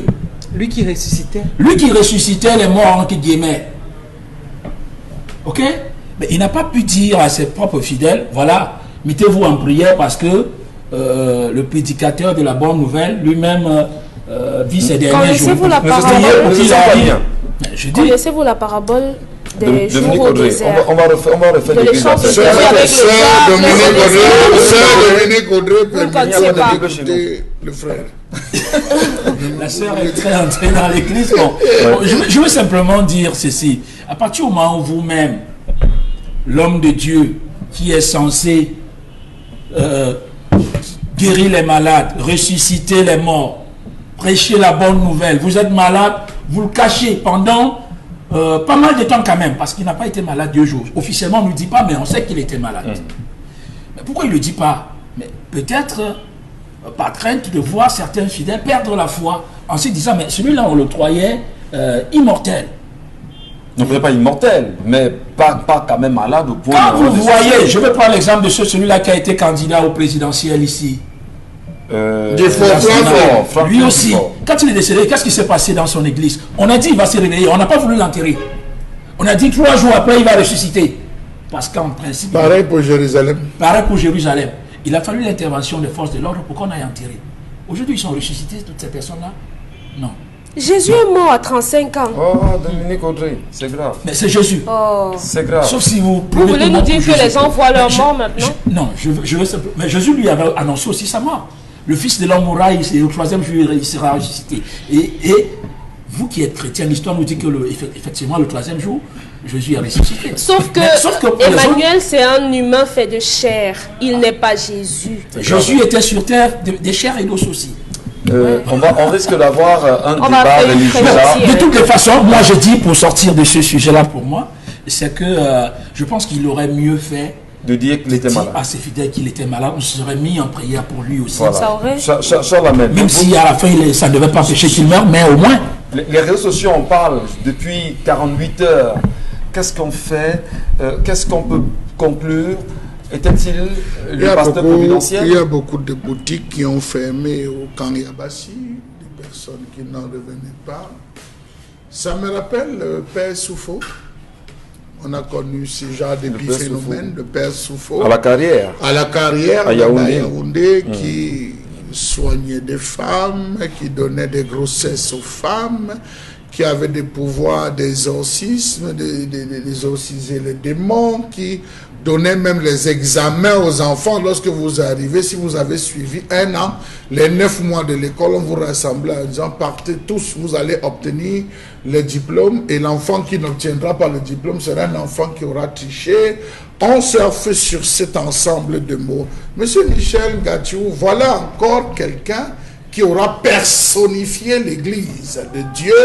Voilà quelqu'un qui se sera fait Dieu parmi les hommes, qui une fois parti va voir l'ouvrage s'écrouler, monsieur Michel Ngachou. Jésus-Christ n'avait pas de compte en banque. Jésus-Christ n'avait pas, monsieur Michel, Jésus-Christ n'avait pas d'argent parce que tout ce qui était donné dans ce que nous savons dans la Bible, Jésus le redistribuait en le disant aime ton prochain comme toi-même. Il n'avait qu'une seule tunique qu'il transportait. La preuve, tous les films que vous avez vus, en aucun moment Jésus ne s'est changé. Je m'en tiens à cela. Donc vous avez un pasteur. Ce n'est que des mises en scène, Charles. C'est le cinéma. Je respecte sa mémoire. Vous avez un pasteur qui se retrouvait parmi les 8 fortunes les plus immenses de toute l'Afrique, parmi les prêtres, les chrétiens de l'Église. Il était la 8e fortune. 15 millions de dollars, monsieur Michel Ngachou. On ne parle pas de francs CFA. On ne parle pas de pain, monsieur Michel Ngachou. On parle de quelqu'un qui était toute une fortune. Alors, j'estime quand même qu'à un moment donné, vrai, on va dire, est-ce que l'Église catholique, vrai, est-ce que l'Église... Non, je ne veux pas rentrer dans ce jeu et dire qu'à un moment donné, il y a beaucoup de choses qui avaient été dites. Vous vous rappelez des musiciens camerounais qui étaient allés de ce côté pour se faire exorciser? Non, je ne vais pas citer les noms. Des musiciens camerounais qui sont revenus nous dire que, attention, on les avait payés billets d'avion et tout pour pouvoir aller le faire. Jusqu'en 2011, le gouvernement camerounais prend la décision de l'interdire dans tout le Cameroun. Vous savez pourquoi le gouvernement camerounais avait décidé d'interdire à Tibi Joshua d'entrer? Vous vous rappelez de toutes ces prophéties qu'il avait fait sur le Cameroun qui s'étaient avérées fausses? Il avait fait tellement de prophéties sur le Cameroun.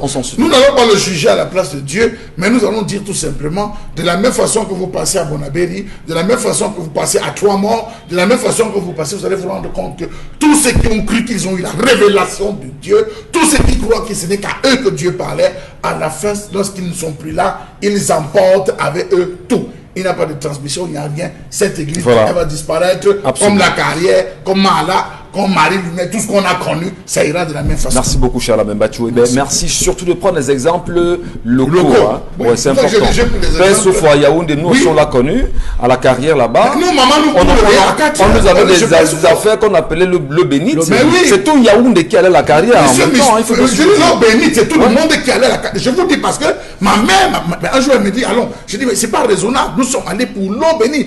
Tant la femme de Père Soufou vendait la nourriture, le pain de foie, tant que son pain de foie ne finissait pas, aucune femme là-bas derrière ne vendait monsieur Michel Gatouri. Le pain de foie. Le pain de foie.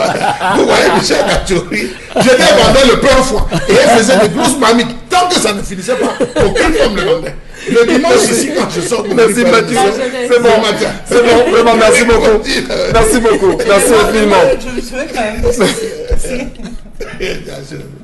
Ouais, que ça arrive ce matin. Je vous dis. Vraiment, Le mec a vécu tellement de choses. La traversée était longue quand même. Il a connu Père Soufou. Parce que quand tu parles quand même du pain foie de madame. C'est un indicateur. Les bigolis. Tant qu'elle ne finissait pas, les bigolis. mais c'est bien dommage. Si après eux, rien n'existe pas, ça veut dire que le travail qu'ils avaient abattu, dans le vide. En fait, moi j'ai mal. Moi j'ai mal pour tous ceux qui vivent à la carrière aujourd'hui. C'est-à-dire que les gars qui ont mon âge là-bas, parce que quand vous étiez un peu genre, on vous dit à l'école que non, vous êtes bête, on vous a mis je pèse au faux. On vous foutait là-bas, on vous fait je pèse au faux. Que non, l'enfant est bête parce que il est pas intelligent parce que. Mais c'est assez compliqué. Ils avaient qu'à reprendre en sortie vraiment, je Mais vous en prie. finalement, je crois que Ouais. ce qui est important, c'est de pouvoir souvent faire c'est quand même. Ça va aller. Qu'après vous, il y ait quand même une relève. Qu'après vous, rien, ça ne s'effondre pas. Parce que si ça s'effondre, tous ces fidèles, toutes ces personnes qui ont misé sur vous, qui ont tout reposé sur vous, qui ont tout. C'est-à-dire que pour vous, vous étiez le centre, vous étiez la pièce centrale du puzzle. Ça veut dire qu'après vous, il y aura quoi? Il n'y aura plus rien du Je tout. cherche où est passé Dr Saleh Somba aujourd'hui. Mais c'est à tort. Il est là. C'est à tort. Non, il est sur la toile. Ah, c'est ça. Il a utilisé le nom Camden. Oui, Ils sont pareil. là. Regarde, ce sont plus- Les mandats sont sur le plan. Voilà. Ils sont Il n'y a là. plus les mandats. mêmes effets. Il n'y a plus les mêmes effets. Pourtant, Ils ça ne sont- devrait pas être Est-ce le que, cas. est-ce que ça ne devait pas rêver les gens, les Camerounais, en leur disant bon, peut-être n'est pas là pour nous dire sortez des églises parce que les églises vous abrutissent véritablement. Je reprends quelque chose de bonbon. Il n'est pas là. Hein? Si Qui vous vous dit ne voulez parce que- pas aller à est-ce qu'en réalité l'église, vous vous rendez vous compte ne qu'il y a des partez pas. businessmen derrière 15 millions de dollars Que, quand même. malheureusement, les gens qui 15 vont ne millions voient de pas- dollars. On ne parle pas de 15 000 francs. On parle de 15 millions de dollars. Est-ce que ça, c'est ce qu'on Un individu. offre au pasteur ou bien c'est l'argent de la Le pierre? pasteur vient C'est sortir. sa fortune, non? C'est C'est ce qu'on sa lui offre. fortune. C'est ce qu'on lui offre. Qui lui offre? Qui lui offre comment? Vous savez combien Il ça a eu coûte ça pour payer comment? l'eau? Il a eu ça comment? L'appui sort d'où? Attendez, Si ce sont les attendez, fidèles. attendez. Si ce sont les Non, fidèles, mais est-ce qu'on est- a C'est toute une entreprise là-bas. Hein. Non. Peut-être vous. Non. C'est demandez toute une à quelqu'un entreprise. qui a fait- Allez, Il y a des hôtels la où vous venez réalisation, vous loger la avant. réal me fait savoir, je vous en prie, qu'on a donné justement la parole à Consti Lamine. Merci de la réalisation. Consti est avec nous dans un instant. Dans nos conduits auditifs, une matière jaunâtre et peu ragoûtante que nous avons pris l'habitude de retirer avec des cotons-tiges. Pourtant, il ne faut jamais faire ça. Le coton-tige provoque des bouchons d'oreilles ou pire que ça, il blesse vos tympans. Et c'est encore plus fréquent chez les enfants dû à leur conduit auditif plus étroit. Pour remédier à ce problème, des chercheurs ont mis en place un appareil permettant d'aspirer l'intérieur des oreilles sans aucun risque. L'embout de cet aspirateur est conçu pour aspirer uniquement d'un côté. Cela permet de ne jamais être en contact avec votre tympan. Mais cela est-il vraiment nécessaire de se nettoyer les oreilles? Oui.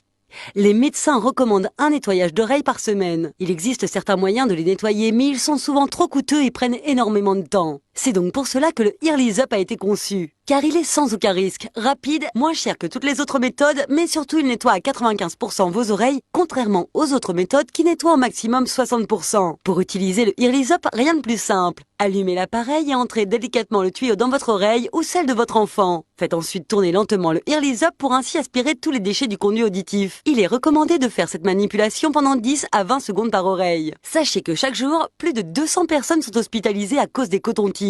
Ils provoquent souvent des bouchons de coton et de cérumen, mais le plus grand danger reste le dégât au niveau des tympans qui provoque souvent des pertes de l'audition. Merci infiniment. Allez, Consti Lamine, tout est dit là, à nouveau. Bien entendu, tout a été dit dans ce spot. Hein. Une fois de plus, le concept Salaka s'installe encore sur ce magnifique plateau. Pour l'instant commercial, l'instant réservé à la vente des produits de très bonne qualité du concept Salaka. Après donc les magasins Sorepco, le concept Salaka s'installe au magasin 1001 tapis. Il faut le rappeler, hein, c'est la base du concept Salaka. Et ce magasin est situé en plein cœur de Douala, au quartier Aqua, en face le palais d'Ika. Nous sommes ouverts de lundi à samedi, de 9h à 18h. Alors, chers téléspectateurs, un conseil que je vais donner à l'endroit de tous les clients et tous les partenaires du concept Salaka. Et c'est que vous êtes nombreux à me regarder ce matin. Alors, retenez tout simplement que la vraie magie, c'est le travail. Qu'on ne vous trompe pas, qu'on ne vous endort pas. Pour réussir dans la vie, il faut être honnête, il faut être sincère, il faut aimer son prochain, il faut éviter de faire du mal. Ainsi, vous allez réussir. Donc, on n'a pas besoin de chercher les midi à 14h pour réussir. La vraie magie, c'est le travail. La preuve en est, quand Stylamine se contemple de son concept Salaka, il le fait très bien et il gagne son bout de pain sans avoir aucun problème. Alors, c'était donc un conseil à l'endroit de tous les téléspectateurs de ce matin. C'est important de conseiller les clients du concept Salaka parce que je vous aime tellement. Alors, à l'instant, le Early Zap. Oui, Michel Gachou. Bien entendu, donc, le Early Zap, c'est donc votre appareil qui vous permet de nettoyer les oreilles, encore appelé appareil pour nettoyer oreilles. L'école am sait, hein, appareil pour nettoyer oreille. You want nettoyer your oreille. Not take again brandy de balai. Not take again cure-dent. Not take again, c'est-à-dire stylo. Take this appareil. L'école am sait Early Zap. Encore appelé en anglais renfoncé, appareil pour nettoyer oreille. Le prix est de 7500 francs. Mais quand vous achetez un Early Zap, on vous donne le deuxième gratuitement. Pour dire tout simplement, buy one, take two. Vous achetez un Early Zap à 7500. On vous donne le deuxième gratuitement. Les numéros de téléphone, vous les avez. Appelés et commandez votre appareil pour nettoyer les oreilles. Stylamine, merci à vous, merci pour cette édition de 10-12 le Zénith et qui est devenu bien sûr, on va dire, un moment très important pour beaucoup de Camerounais. Lorsqu'il est 10h, on arrête tout et on s'accroche à la télévision. Merci pour l'intérêt que vous portez à Equinox, merci pour la finité, merci pour la fidélité surtout. Charles Membachou, merci à vous. Merci, monsieur Michel Gachou. Bon congé. Isabelle Carozupet également. Voilà. Dominique Audrey Yengelek. Ensemble unis pour la même mission. L'émission n'est pas terminée. On l'achève. Oui, Michel. Bon congé à vous. Bon congé à vous. C'est tout ce que tu dis.